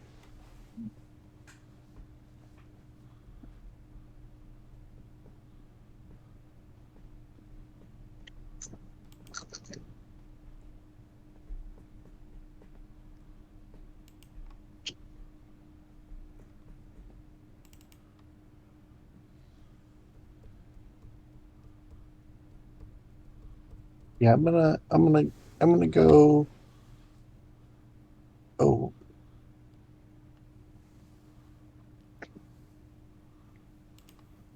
I'm gonna go right here. No, because I don't want to take an attack of opportunity. So I'm gonna go here like that, avoiding this guy's reach. And then I'm gonna throw a psychic dagger at him. All right.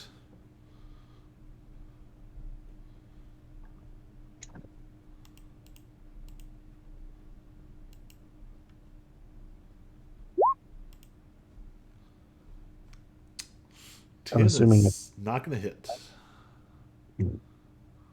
um I will use my bonus action then to try it again.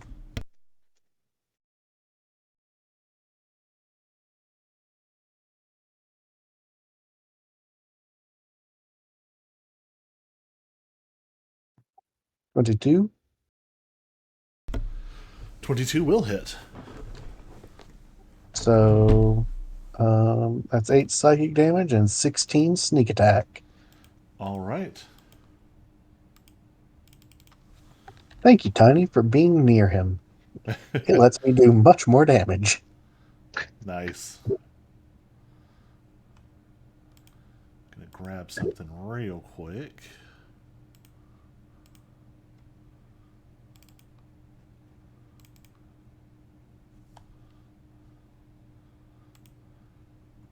Out of curiosity, since we're not counting the wolves as creatures, I would not get sneak attack if I had hit the big guy. Right. Good decision then. All right. 24 points. 24. You hit number 2. Yes. Okay. The one standing next to Tiny. You knock a good chunk out of it, but it is still up. Ooh. Anything else? That was my movement, my action, and my bonus action. So no. All right.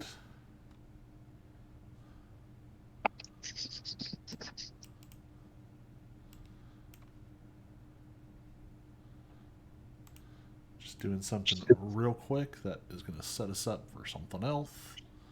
Might happen in the future. All right, it is the dragon's turn.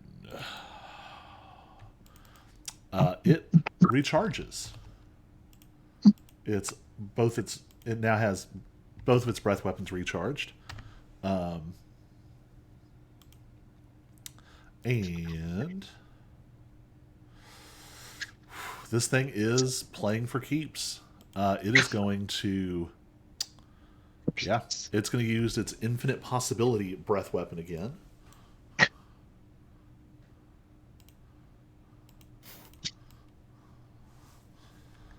It's going to see how many of you it can hit. So it's going to move forward just slightly.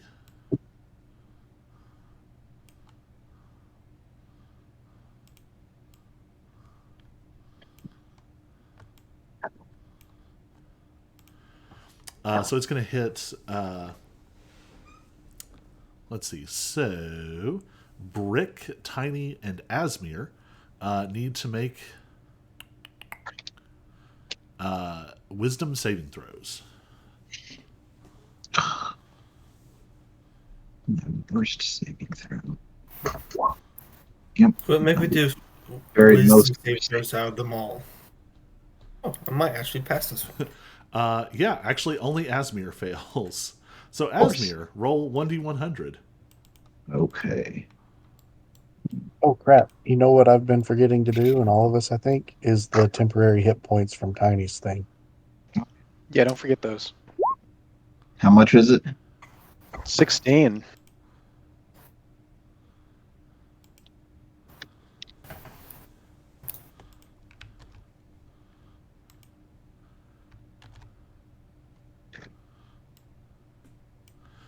Asmir made some friends. Of course I did. Oh, nice. They're big ones. Yup. Big boys. Manifest Big. into space around you. And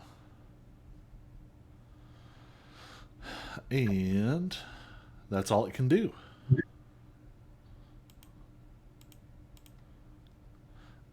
Tiny, what you doing?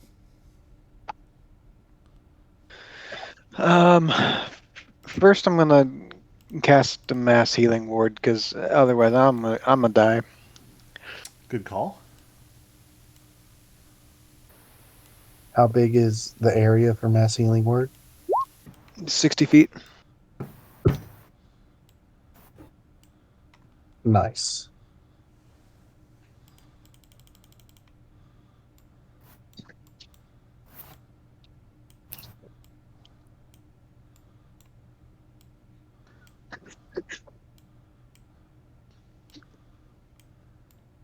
I think I'll actually do that as a bonus action. And for my other Ooh. action, I can. Nice. I'm gonna cast Spirit Guardians.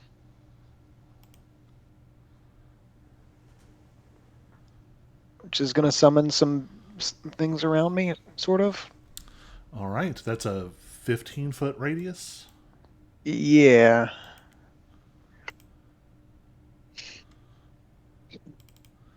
One of my favorite spells as a cleric. Mm-hmm. What's the range on Twilight Sanctuary? 30. 30. Okay. We want to make sure people are staying in it to get the benefit. So gray aura is Twilight Sanctuary. Orange is Spirit Guardians. All right. And you are now concentrating. Anything else? That'll be it. Oh, wait. Nope. I'm wrong. Sorry. You can't, even if one is a bonus action, you can't cast two spells that are first level or higher on the same turn.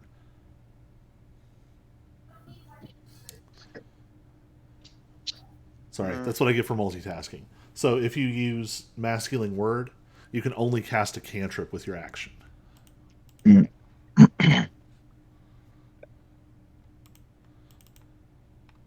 doing the mass healing ward. We'll just attack this dude with a. Well, yeah, we'll just attack this dude with a melee attack. Just so you know, if you moved here, you could get advantage on this one. or if you moved here, you could get advantage on this guy. But you would that make probably opportunity from the other. Yep, you would have to take an attack of opportunity, probably. Yeah. But just wanted you to know because we haven't really had flanking yet. So I didn't know if you were aware of that rule. Or if I moved here, I wouldn't trigger it from anybody and could attack this one. Yeah, but you wouldn't have advantage. Yeah, to get flanking, you have to be able to cut across it with a diagonal line. Yeah, you have to be on the opposite side. Gotcha.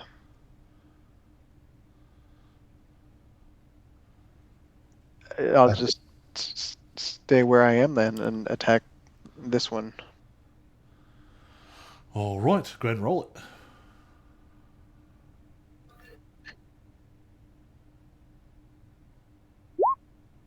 Suck on that. 25 will hit.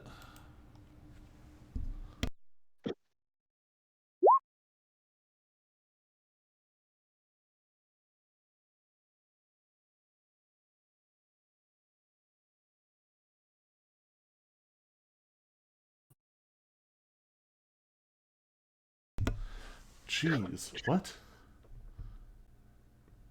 I don't know what any of that means. So you do, because of your cleric class, you do extra damage on a melee attack. But what kind of weapon are you swinging? A Warhammer. Okay, do you also have a shield? I think so. So it's going to be the one-handed roll. Man, that just seems like a lot of damage. But I guess it's a 1d8. You just rolled really well. No, that doesn't make sense.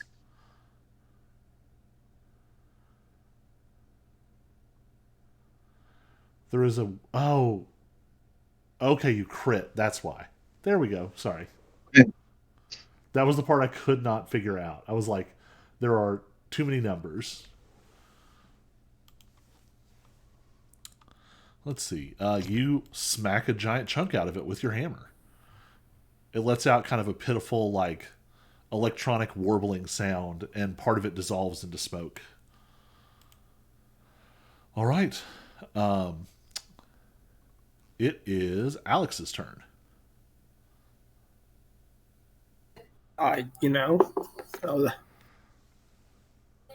Let's see. Do I go up there to help you guys? Or do I go and probably die? Die. We're going to choose die. Let's go for the dying option. I mean, you do have 16 temp hit points and just got healed for 11, right? Right? Yeah, I'm going in. No problem. Is it confirmed that we don't get flanking from wolves because they're not really there, Right. but they're... Right. They're like spiritual weapon. Well, we are going to hit them. 26. 26 hits. For 14. Actually going to do something real weird. We're going to hit him again. 22. 22 also hits.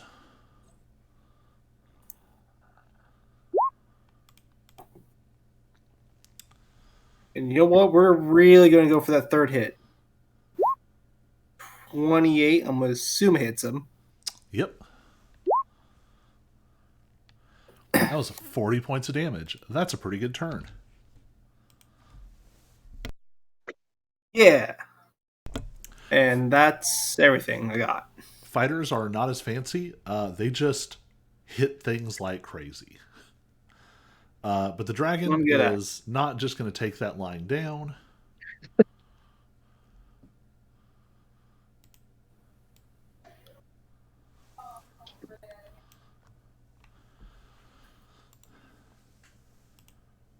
It's our old friend, the breath weapon. I put myself in a bad spot. Yep. It's going to use its legendary action to recharge and use its actualizing breath. So everyone except for Jack gets to give me an intelligence saving throw.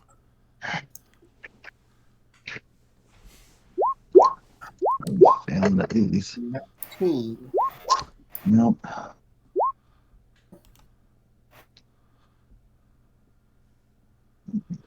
All right. Let's see here. Tiny saves. Alex saves. Asmir and Brick do not.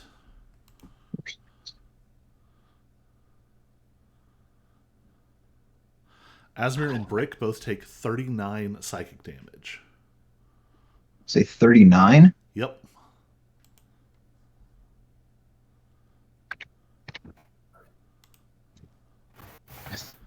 And the Oh. other two are going to take 19. If I didn't have that temporary HP, I'd be dead right now. Everybody's still standing? Yeah, I'm actually. It only took 3 damage there, so we're good. All right. Technically. Wait, I'd rather go on. you only took what? Well, 19 and the 16 temporary would leave it okay. 3. I was like, how did you only take 3 damage? There we go. I'm back. All right. It is the Clockwork Horror's turns. Gonna shift our friend Mr. Breath Weapon back into my toy box. All right, Clockwork Horrors. The one closest to Asmir is going to go in for the kill. Bite attack. 18 to hit. Against me? Yes, 9 points of piercing damage. Oh, well, I'm down. And rotating saw is not going to hit. Asmir, you go down. Let me see if I can do this correctly.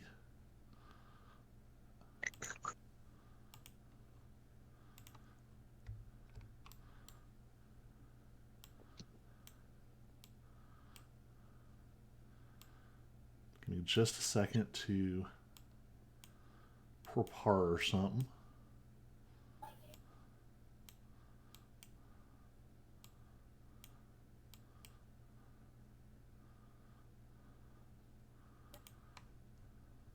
All right. Now, how do I do this? Yes. Asmir, you go down, trampled under saw blades and biting teeth. You all see Asmir hit the ground and go still. Asmir, you are in the midst of a pitched battle. You stand before a huge and intimidating wall. You have chased the mad General Wilhelm across the hinterlands as he has gone on this violent rampage, seeking out his old foe, General Gear, who was long thought to be dead. However, you all have chased him back to the city, where some kind of trap has been unfurled. As you reach the walls, General Gear unleashed some huge, impossible attack of psychic terror and life draining, and you watched as the gathered armies of Morin forces were mowed down by fear itself. You saw their forces disintegrate into piles of bones and armor. On translucent wings, he flew to the top of the battlements where General Wilhelm was waiting. The two are now locked in combat, and as he went to assist, pale-skinned deep elves have emerged, and a barrier of black mist has swept across the battlefield. Huge columns of dark shadows are erupting. You see a huge one off in the distance, but there are smaller ones all over the battlefield. You and your friends are locked in a pitched battle. You see Alex fighting with some of the elite elven forces, Brick and his wolves fighting others, and you are trapped helplessly on the other side of this wall as you watch the two generals renew their ancient conflict. Hmm. On initiative count 20, a lair action goes off. Everyone's movement speed is back to normal, which I assume you all were paying attention to, even though I know you weren't.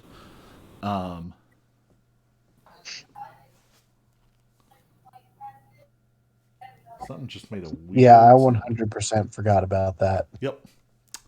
I passed, so I actually didn't have to worry about that. I didn't do any moving.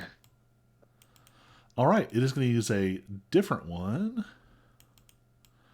The dragon is going to use it's another sort of light and thought attack. It creates a 10-foot sphere of light. All my devices are going off. And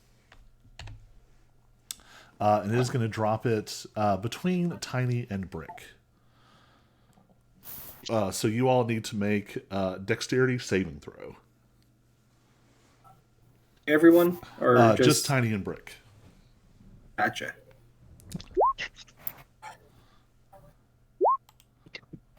Good.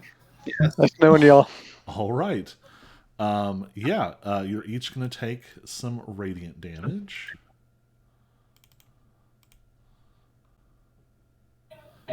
You each take 6 points of radiant damage, and each of you is illuminated as golden light pours off your body. The effects of which you don't know. I feel pretty.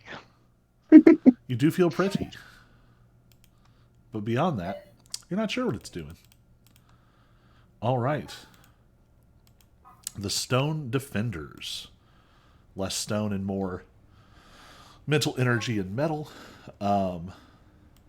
One is going to come around, and it is going to make a slam attack with advantage against Tiny. It gets a 3 and a 2. Not a great start. The other one attacks with advantage against Brick.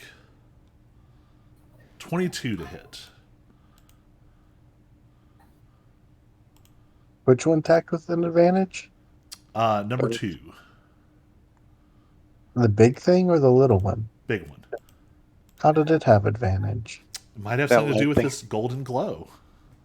Oh, While I'm dancing around singing I look pretty. And Brick is getting smashed in the face with a giant metal hand. 16 points of bludgeoning damage, and you are knocked prone.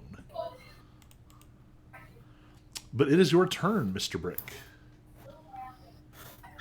Oh, goody.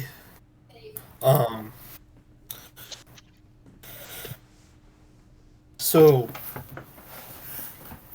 we have whittled my HP down pretty good. Just gonna.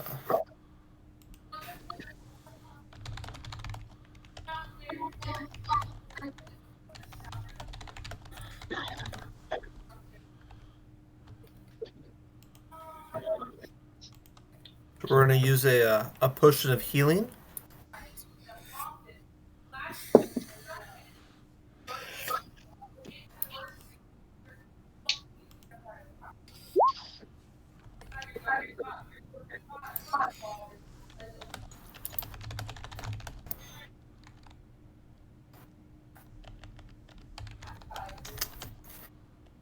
All right.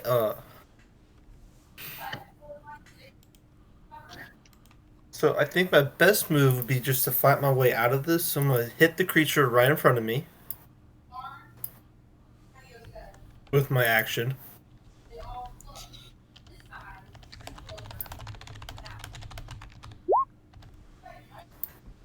$17 hit. Let's see.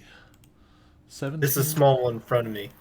on the small one. The big one is going to interpose a giant metallic hand and give it +5 AC.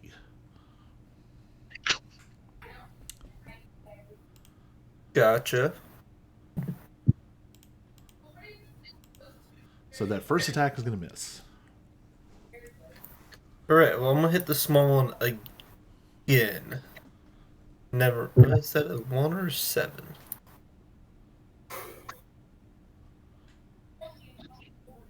Does an 18 hit? 18 will hit.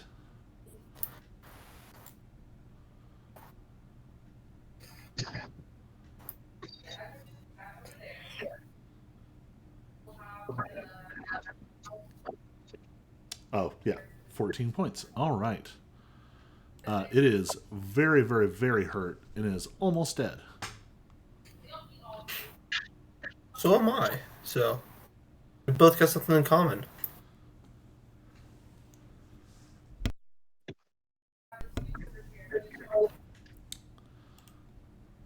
Well, I think that'll be my turn because a bonus action in action. All right. It is Jack's turn.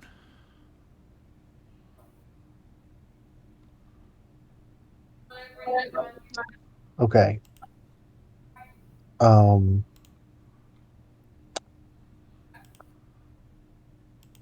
So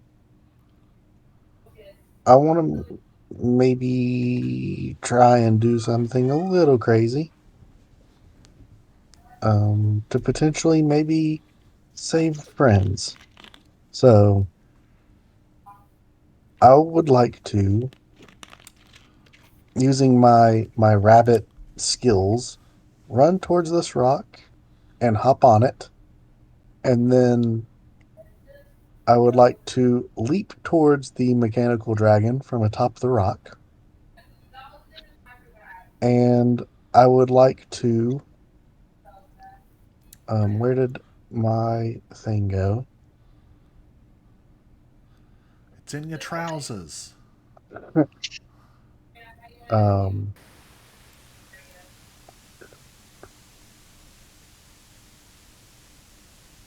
then I would like to use my Soul Blades ability to try and throw a psychic knife on top of the dragon and teleport on top of it.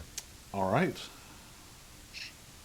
And basically what I'm trying to do is basically distract it from always doing its breath weapon on everyone. I would like it to focus on maybe trying to knock me off. All right. So yeah, that's what I'm gonna do. And the teleportation is one bonus action, so I can still theoretically do an action. So that's my. How far does that let me do it? 10 times the number rolled. So yeah, I can teleport up to 60 feet, and theoretically, with my jumping, I got pretty high, so I could throw the dagger down at the dragon. All right. Give it a shot. What do I need to roll? Let's see. So you are trying to. Well, you're trying to make an attack, right? Um, I mean, I don't. It's not going to cause damage to the dragon. But I am aiming at the dragon. So, but yeah, I'm running towards this rock, hopping on top of it, and then doing another leap from the rock towards the dragon. I think in this case you're going to have to make an attack roll for it because the That's most fine. technical reading Okay. is you have to teleport to an unoccupied space, Oh, and you are trying to teleport into an occupied space. well, I could do it above the dragon and then just fall down onto him All right. if if if if that's going to make this work out. But I would also understand if I just couldn't do it. Give me an acrobatics check with advantage. Okay. Let's get a little bit of dice in the game here.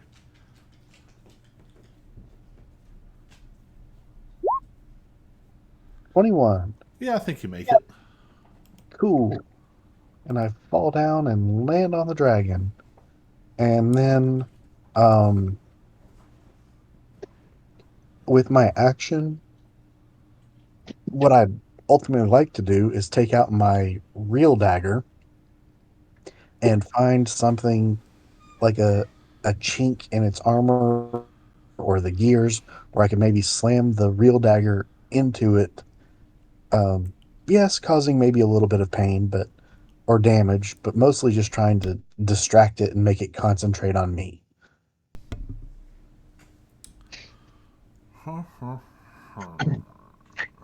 Pulls out the wrong dagger. You're not my real. Let's see how you can do this. If that doesn't work, then I could always try and like grapple it and like try to pull its head away. But I'm not a strong grappler. That would be my second choice. So I'm going to call this. This is an intimidation check with advantage to convince this thing to focus on you. Intimidation with advantage. Yes. All right. 14. All right. 14. I'm going to have it roll.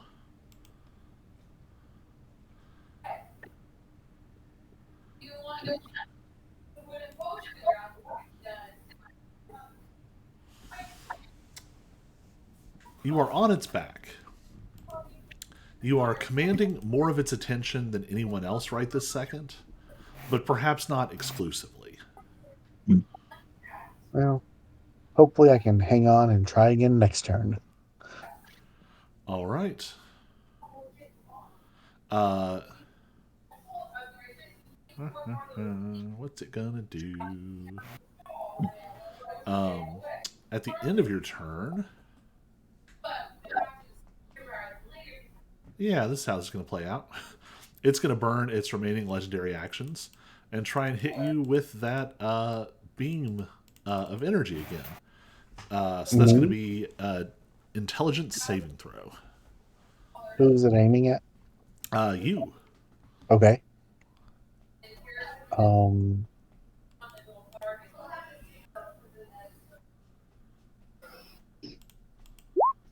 24. All right, on a 24, you succeed. It does not manage to hit you with this beam of concentrated thought energy. Let's see. You are on its back. It is not a fan of that. Yeah, it's going to try and give you a bad day. Bite attack. 20 to hit. Yeah, that'll get me. 15 piercing. And 3 psychic. And then a claw attack. 22 to hit. Yeah.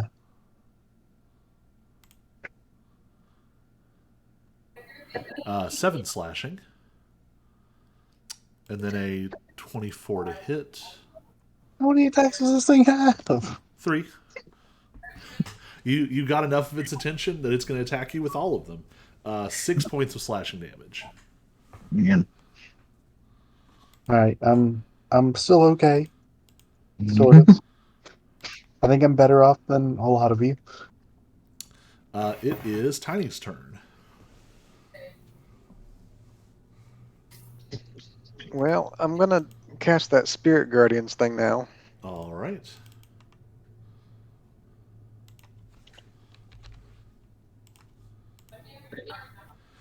So that will go off at the start of their turns.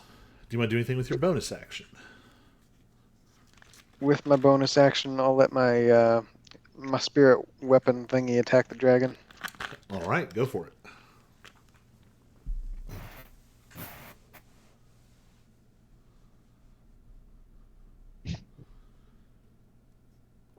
Uh, 19 will hit.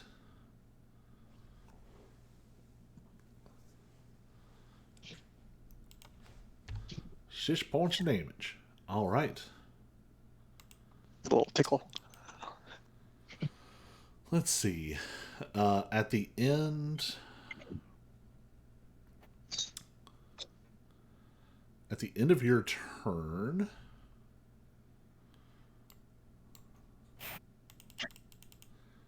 Yeah.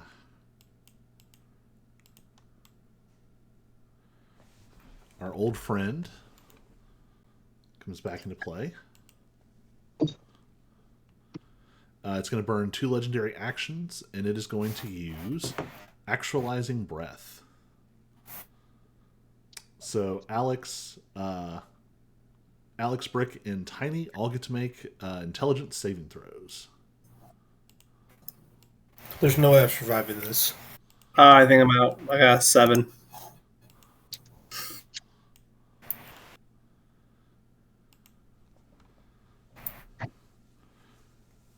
All right, let's see if Brick resists enough damage. I don't think so. Actually, wait. Yes, I think. No, probably not. Alex and Tiny both get hit for 32 psychic damage. I'm dead. And Brick, you take 16. Alright. I use a stone endurance as reaction. So You're that's still up. 7. I am. You said 16? Yes.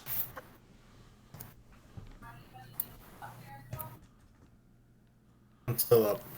All right.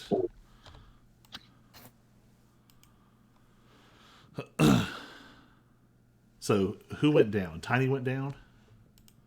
Yeah. Did Alex go down? Nope. I'm still up. So this is super fun. So Tiny, you get hit by this wave of pure force of thought, and it smashes you backwards. Except not so much through space, but through some other strange set of dimensions. Brick, you're just close enough to see the space in front of you crack. Another one of these glowing golden fractures opens, and golden mist is pouring out. But this close to it, you can see that in the center, there is a thick, dark, smoky energy pouring out. And you watch as your friend Tiny is blasted backwards, hits this column of smoke and darkness, and vanishes. Tiny, what was an important turning point in your past? You don't have to have like profound details, but what was a moment that made Tiny where Tiny could have gone a different way? Oh boy.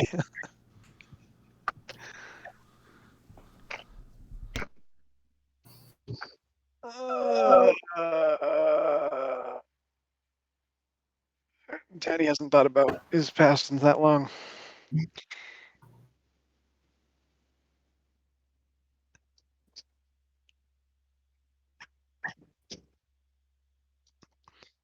When Tiny first met Jack, and at first he didn't like Jack, and he wasn't sure if he would actually be friends with Jack or not. So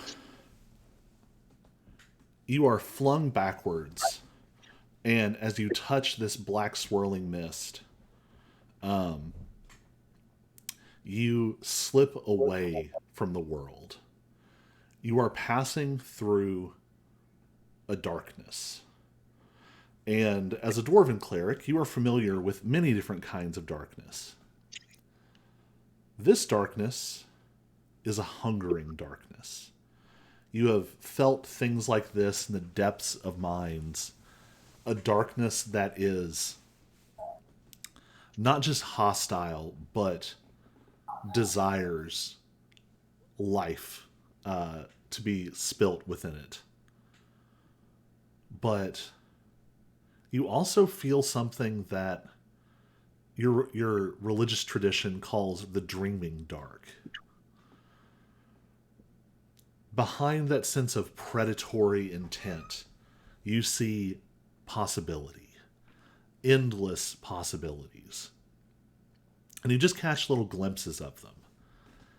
You see a version of yourself standing on top of a mountain, the sun shining down. You have a holy symbol around your neck, and it is a glorious, polished, golden sun, and it reflects light back. But that image is only there for a moment. You see other images. You see a version of yourself where some of the deepest and most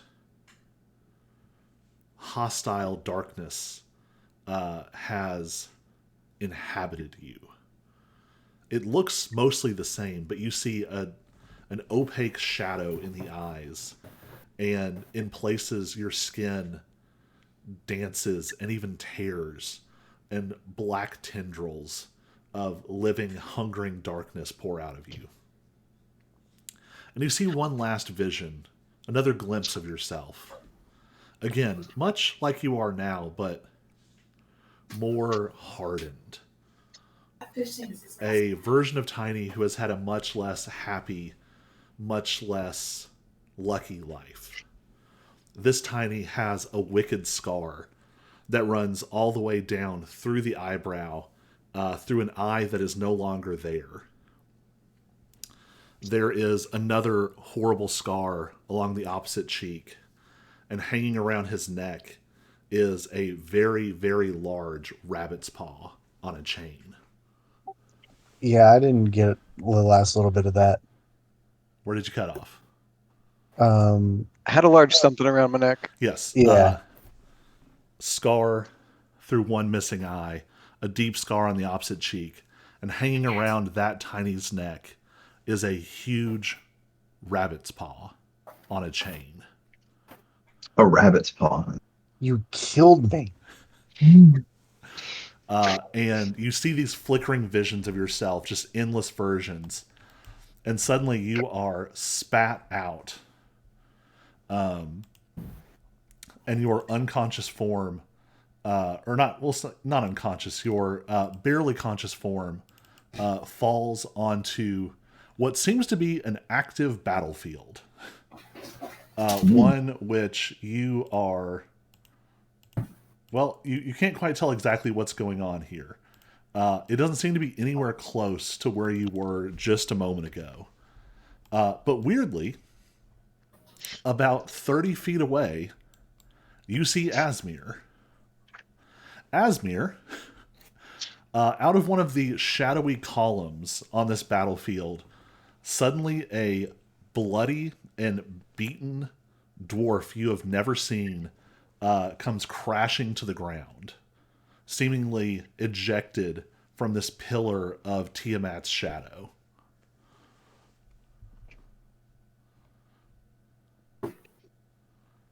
With my last ounce of strength, I reach out to Asmir and I say, Asmir. So Asmir, this dwarf that you have never seen before, knows your name. How bizarre. All right. Who? Let's see. So that was a legendary action. So it is, I believe, Alex's turn. Oh my, it is my turn. We're gonna do something smart here. My dear. 5, 10. We're gonna get out of the way of these scones. We're gonna force it to choose, and now I get to hit it again. Will I get advantage since Jack is on top of it for flanking? Yeah, I would think so.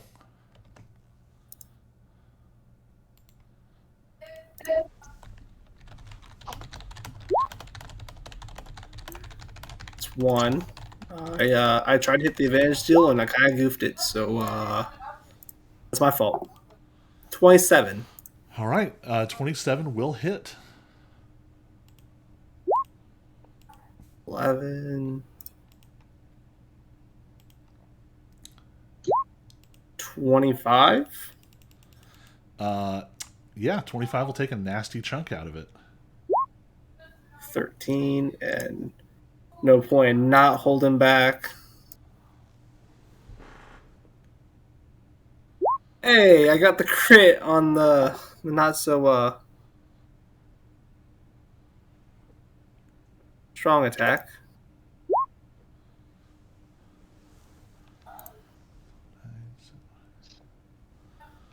All right. Doing a lot of mental math here. Think I got it all. It is still up. It is starting to look fairly hurt. Did it roll crit? Yeah, I think it, no.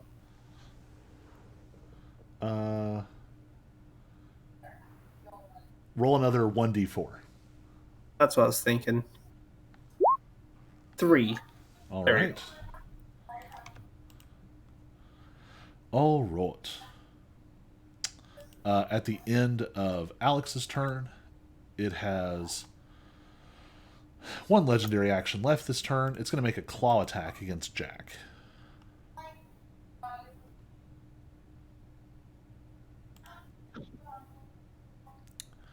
$28 to hit. Against me. Jack. Oh yeah, that'll hit. 12 points of slashing damage. All right. The Clockwork Horrors are still hanging in there. They are Vera hurt, but they are not dead.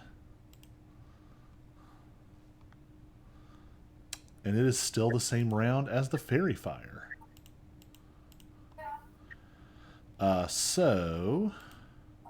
Yeah, we flung Tiny through the portal. They are going to focus on Brick now. Attacking with advantage.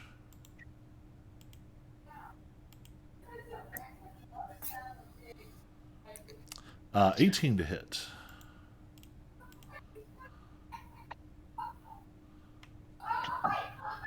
First one's a miss. Rotating Saw is 21 to hit for 6 points of slashing.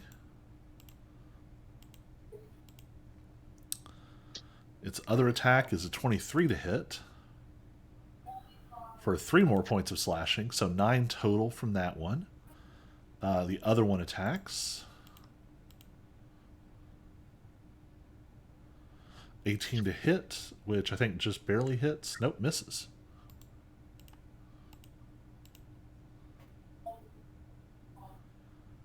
$22 to hit.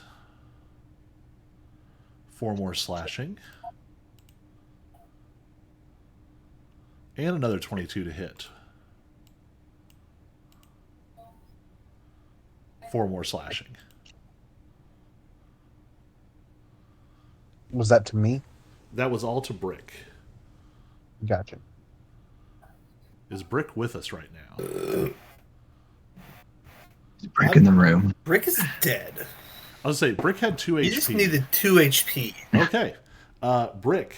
You all see Brick falls to the ground under this wave of blades and teeth. And Brick is dead. Brick, you are on a battlefield.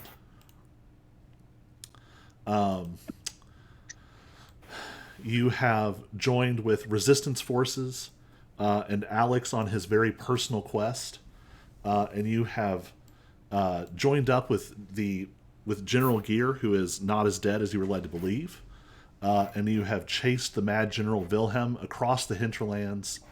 You are now fighting at the walls with black mist pouring all around you.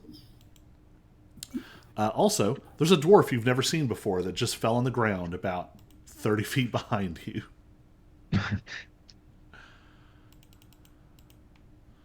All right, top of the initiative. I'm going to do something insane. Do we have time? I think we have time. Aaron, did you see the message I sent you? Where was it? Discord. Discord. Oh, I have not looked yet. Okay. I will give Brick a similar message. Brick, reset your health. We're going to say to 50. But all your abilities and key points stay the same. I'm so glad he cut out really quick. Brick, reset your hit points to 50. All right, thank you. All right. At the top of the initiative, we now have double initiative. So, in the dragon's lair, above the Seal of Thought, a lair action is going off. And I need everyone to make a intelligence saving throw. Sorry, I say everyone. That is only the people who are still alive in that room. People that are in the dragon room. Yes, so that is Jack, Alex. That's it. That's it. We're making intelligence save. Yep.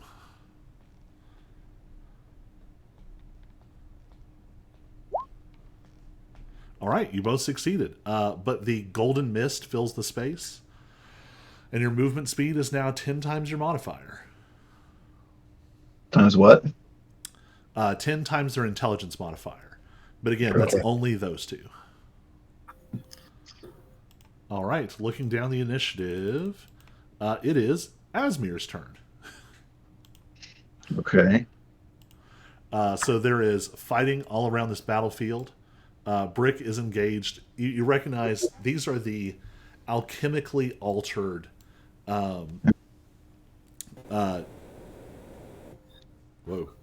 deep elf soldiers that you fought at the Depths Seal in your very first adventure.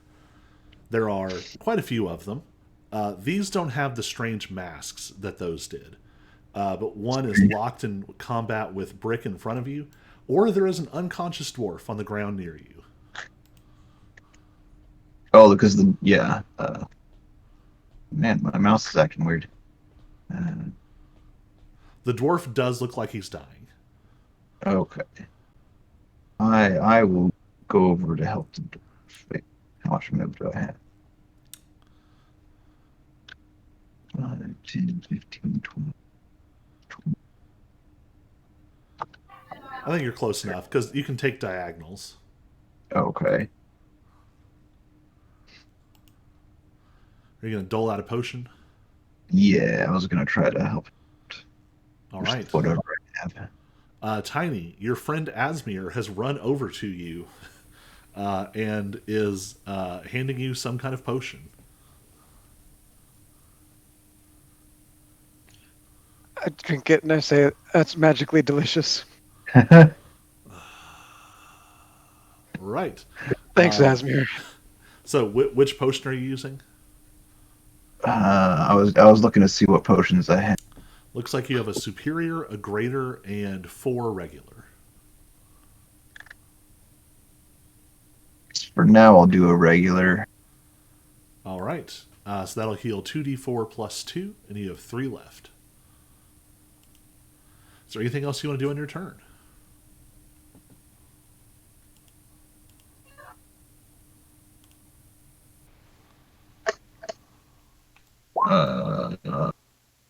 Think I'm good for now. All right. Kind of confused. So, Tiny, you have 7 hit points now. It is the Clockwork Defenders, and they are going to go make friends with Alex. They also enjoy Reach. They're going to make some slam attacks. First one is a nat 1. Second one is only a 10. Brick. Brick, you are engaged with one of these alchemically and magically corrupted dark elves. You can see twisted veins bulging under their skin. You can actually see like strange pulses of light and color running through their veins as they frantically stab at you. What do you want to do with your turn? Well, I'm going to punch the one right in front of me. All right.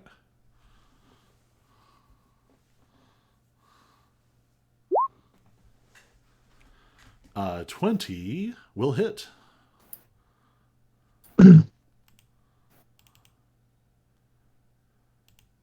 Right, we're gonna punch him again.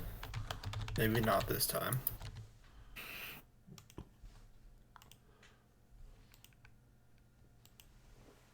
Yep, 15 does not hit. Alright, then we'll use the bonus action attack. All right.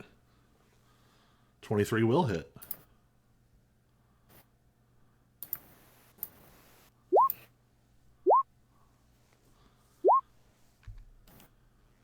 Oh, I clicked one too many times. I'll take the first one because it's bigger. Yeah, in a single flurry of blows, not literally, metaphorically, you sort of weave between the longsword attacks, just unleashing these devastating, like, full, like, shoulder, fist, elbow swings. And as each one hits, the mimic infused into your hand wraps flinches and pulses, spraying acid into the wounds. Which reminds me, it's going to take. Don't forget your hand wraps do damage on the next turn as well, but I'm going to need you to help me remember it. Mm. All right, Jack, you're on the back of a dragon. And the bodies of my friends have disappeared. Only Tiny has disappeared. Brick and Asmir are just dead. Like dead or unconscious dead? Dead. Like, got bit lots by horrific construct creatures. Like head ripped off, not fixable dead. Yeah. Well, I mean, it's D&D. Like, Almost yeah. everything's fixable, but not immediately fixable, especially after you This is saw the Tiny weird- fall through Yeah. a rift. Okay, The yeah. usual conscious. Assuming I'm able to Discern. understand that it's not fixable, I go into what can only be described as a bit of a rage, even though I'm not a barbarian. And I just, it almost looks like I'm just whacking the back of the dragon with both my hands, left, right, left, right, left, right. But every time I pull away, another dagger appears in my hand as I slam it down into him. Nice. And you have advantage from flanking, so tear it up.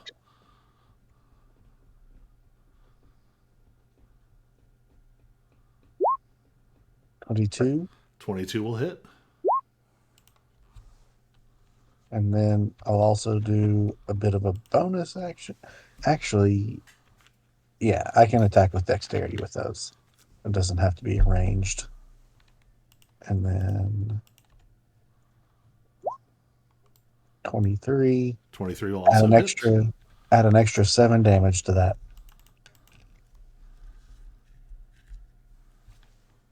Is that from one of your Psyblade things? Yes. I did 27 damage with my regular attack, Mm-hmm. and then bonus attack did 7 more damage. Oh, cool. Okay. Sorry, I thought you meant 7 more to the one that already did 7. No. Okay. Anything else? No, I'm not trying to move. I'm just trying to stab this thing to death now. All right. In a fit of fury. Well, it has the same idea. As you stab into its back over and over, it is leaking golden mist and it is roaring with rage. It's going to see if it recharges any of its breath weapons. It doesn't. So it is just going to kind of awkwardly claw at its own back.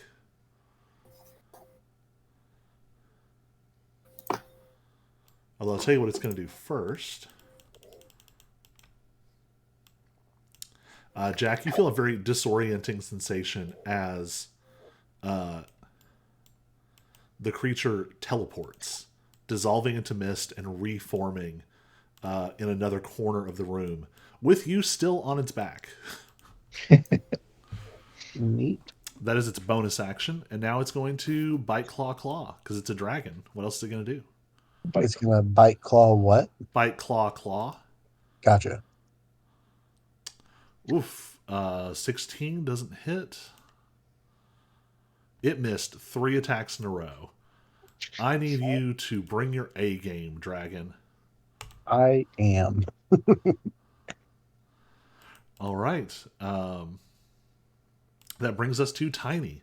Tiny, give me a history check.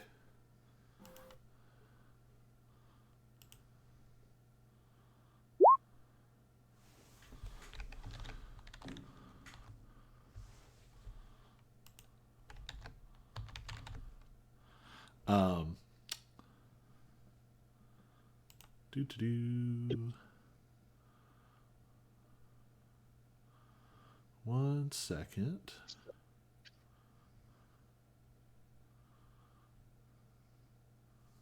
Why can't I remember what this is called? This is what happens when you don't play a campaign for 2 years. Man. Okay, I remember what the bay is called. I'm assuming that's the name of the town.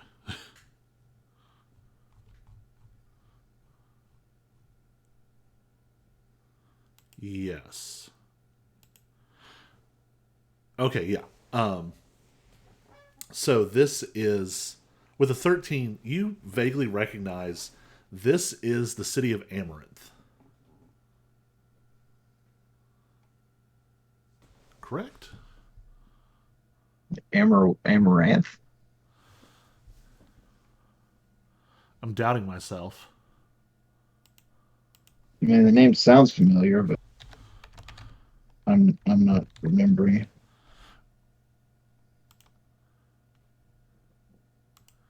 Yes. Okay, good. I'm not crazy. Amaranth. So you recognize this city from reports. You've been with the Resistance for quite a few years now, and this has always been one of the cities that they have really wanted to take back, but they have never had the opportunity before. You don't know why you're here. You were in Phaneros, which is the other side of the world. This is a different. It was probably night where you were. It is day here. Your internal clock is totally wrecked. And again, you look and you recognize, holy crap, that's General Wilhelm up on an arch above this massive wall, blocking a city you've never seen in person. You know that the ocean is behind it. You can hear it from this distance. And there is a battle raging. What do you want to do? I asked Asmir, and who else was it that was there that I recognized? You see Brick? everyone except for Jack. I look around and I call to everybody. I'm like, guys, how did we get here? And where's Jack? What's going on? And of course, the rest of you have no idea who this is, and you have never heard of a Jack. I started just looking around frantically and calling out, "Where's Jack? And what the heck happened? Where is everybody?" Asmir, you're closest. Do you want to say I anything? would say, I have no clue who Jack is or who you are. We're in the middle of a battle here. Where'd you come from? We're just fighting the big light dragon thingy. Right, yeah. So what I'll say here is, Tiny, make a persuasion check, and Asmir, make an insight check.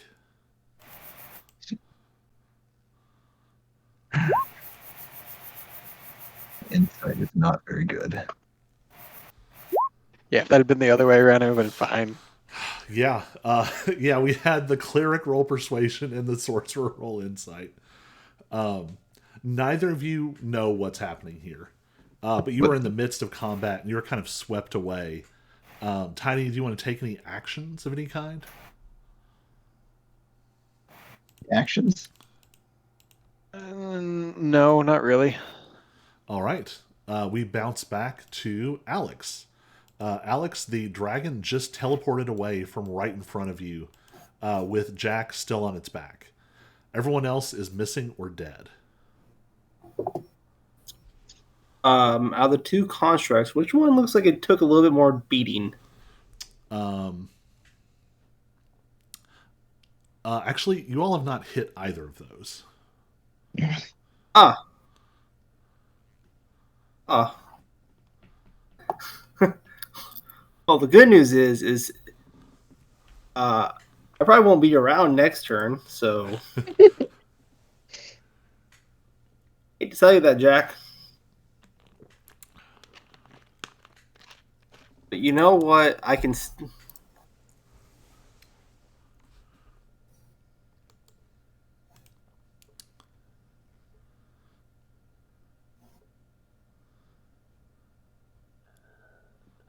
Yeah. You know what? Alex realizes he's done for. Can't run because I think their acts of opportunities will knock me. Pop a health bush and get still smoked. You can also disengage if you think you have somewhere worth going.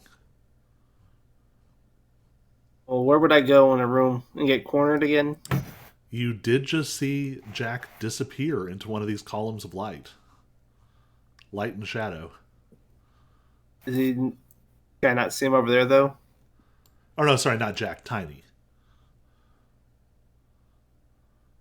Are you saying he could just jump through and not have to get knocked unconscious or I mean, whatever? you have no idea. You don't know what happened to Tiny. Hmm.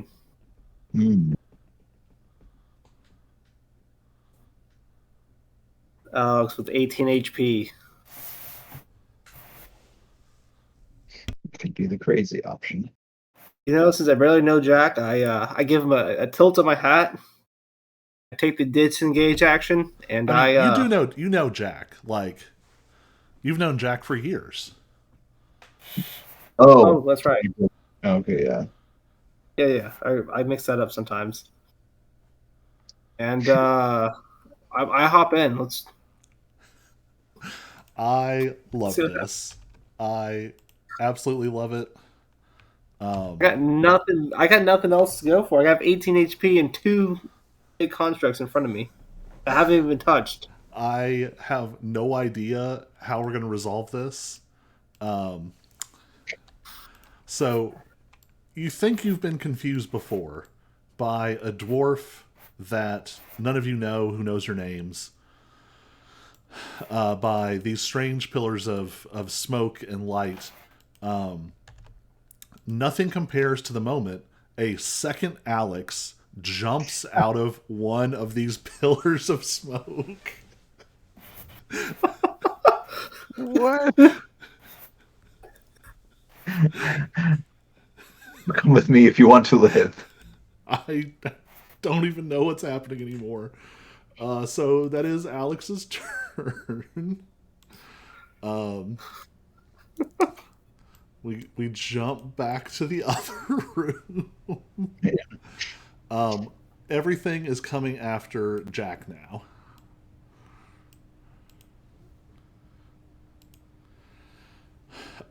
Only one of the horrors can get close enough.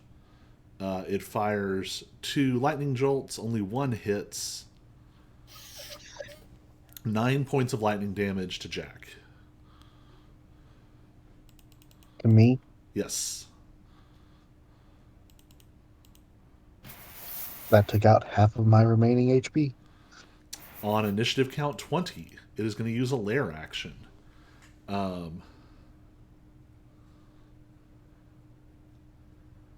Let's see. It's going to use its gleam attack again. So make a dexterity saving throw. These I'm actually good at.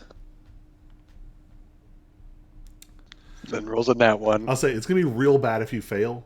Because yes, you'll only take half damage, or you'll take no damage, but you will everything will have advantage to attack you.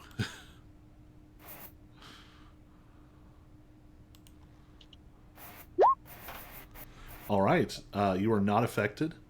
We jump back over. Asmir, you have given this dwarf you've never met a healing potion. A second Alex just came out. Now, I want to remind you, you know for sure there are alternate worlds and alternate versions of yourself because you have seen some of them in the obsidian mirror that you brought back from Grandfather Winter's territory. The one that you could look into and catch glimpses of other versions of yourself. You also know that Tiamat has brought agents from other worlds before, including the ones who sabotaged the airship you were on. Forgot about Another that. Alex just popped out. What are I you don't going to do? know about other people, but I only got like every other word of what you just said.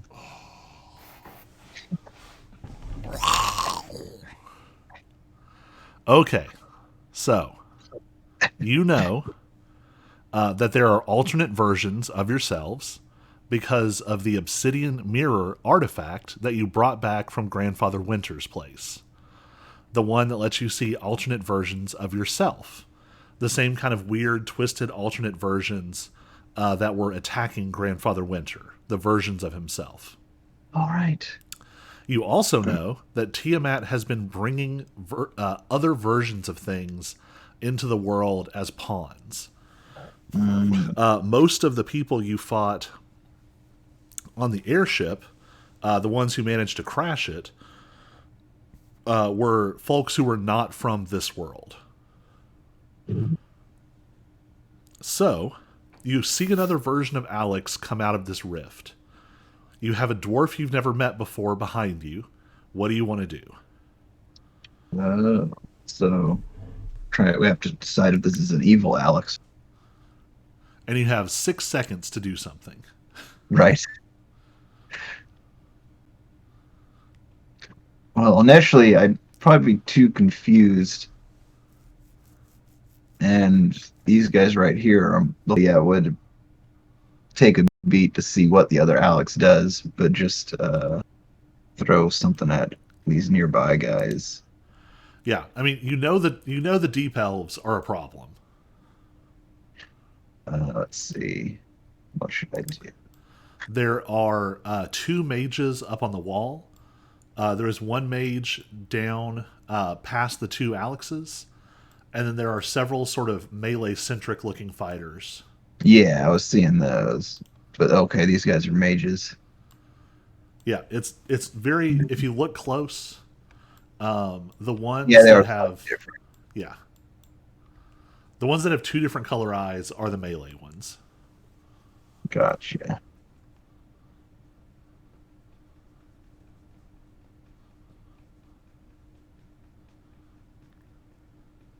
And okay, then I might see if I can magic missile this nearby.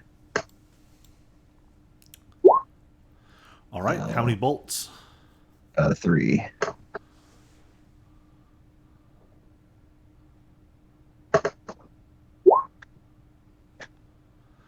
All right, 13 points of damage. Are you targeting the one that Brick is already hitting, or the one closest to you? I was targeting the one up here.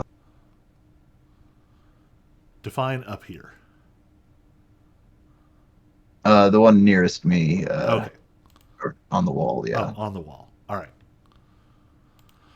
All right. Then it is moving both initiatives. Oh, it is the Stone Defenders. They actually cannot reach Jack. They are going to awkwardly stand nearby. Brick, it is your turn. All right, so the gloves do damage on this turn. Yep, 4 points. It is pretty hurt.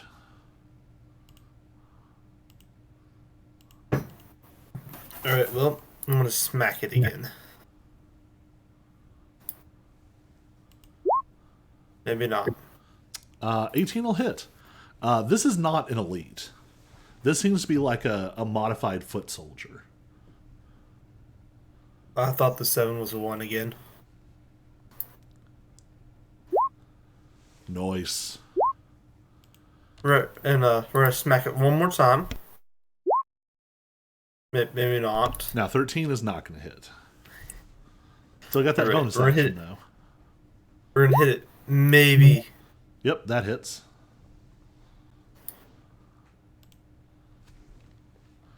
All right, that is all you needed. With another, man, it's hard not to say flurry of blows, even though it's technical language. With a rapid fire series of attacks, you punch your way through this deep elven soldier with their unnaturally pale skin and pulsing veins. The battlefield around you is clearing, but you don't seem to see any way to make it through the black mist ahead. All right, anything else? Um.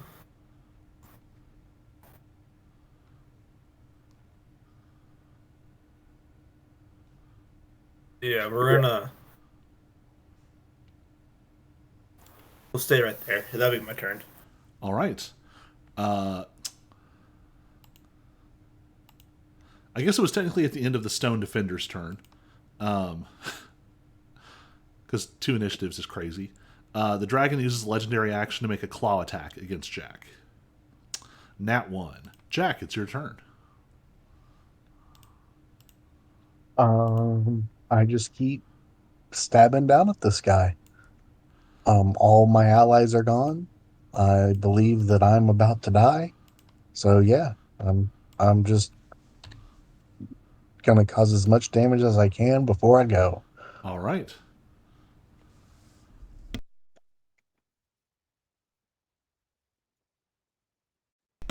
Would you like to steady aim so that you get advantage in sneak attack? You know what? If I'm allowed to, since I'm riding a dragon, yes. All right. Yeah, go for it. So a 15 for my first hit, which I assume misses. Yep, that gonna miss. Does it do advantage on my bonus attack as well? Steady aim is a bonus action. Oh, that is my bonus action. Yeah, so no, I miss. All right. On the back of the dragon, you missed the dragon. Hey, you're It's not not that going you to miss. judge me. It's that you You're not gonna you judge me. slam into these metal plates and it just doesn't go through. When if I survive this and show up where you guys are, the story you're getting is that I totally beat them all and came after to rescue you. Claw attack, 21 to hit, Yeah, that'll get me. 13 slashing damage. I'm dead. This dragon manages to claw you off of its back, and as you fall, you see this space collapsing. And when I say you see this space collapsing, I don't just mean like the hangar. It seems like reality itself is starting to unravel. There is now more golden mist than substance in this room, but you can see that behind the golden mist there are thick columns of shadow. And after a moment, the columns of shadow swell, and if we were to zoom out, what we would see is at 12 places around this world, columns of shadow come piercing out, and a thick black darkness envelops the world. Jack, you slip into a space of shadows and possibility. What was a turning point in Jack's life?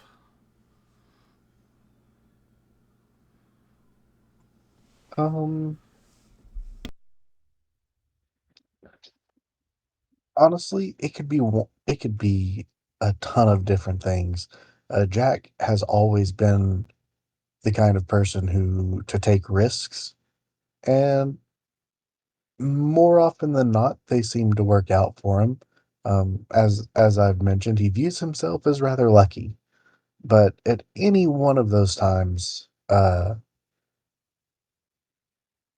his entire future could have changed. If the risk had failed, um, probably one of the biggest would be when he was young and decided to become an adventurer, to go looking for more risk and more life out there. He could have easily played it safe and stayed at home and been a laborer of some kind. So, in this darkness, you see flashes of images. You see a version of yourself that is scarred and feral looking. There are places where there's scars, but the scars are like black patches, like something has dyed you black, even as it damaged the skin underneath. And your right hand ends in a black stained stump. In your other hand, you have a long psionic rapier, but it's run through with veins of shadow. You see another version of yourself. This one is, it looks skeletal. It's wearing the same clothes, but the clothes are ragged and just shredded. Those same black wounds go down to the bone, and that purple psionic energy flickers like fire through the clothes and through the skeleton, creating the silhouette of a feral, ravenous-looking Harengon. And you see another version, one that is not quite so inherently monstrous, but you see a version of yourself sitting in a corner at a tavern, older, a little bit of a paunch, far too many empty glasses on the table in front of you, rough, plain laborer's clothes, and a look of wistful bitterness and sadness as you stare out the window as carriages go by. And then there is a flicker of light and shadow. Oh. And you also come falling out of a pillar of shadow. And find yourself on a battlefield, wounded almost to the point of death. But you see your friends. Your friends are alive. They're here. But there are two Alexes. And that is where we're going to leave this week's session. Sorry we went a little bit long, but I wanted to get us here. So we will pick up here with both some battle and some interesting conversations to be had. Not next week, but the week after. So I'm going to go ahead and sign us off from the internet. Bye, internet. Bye. Bye.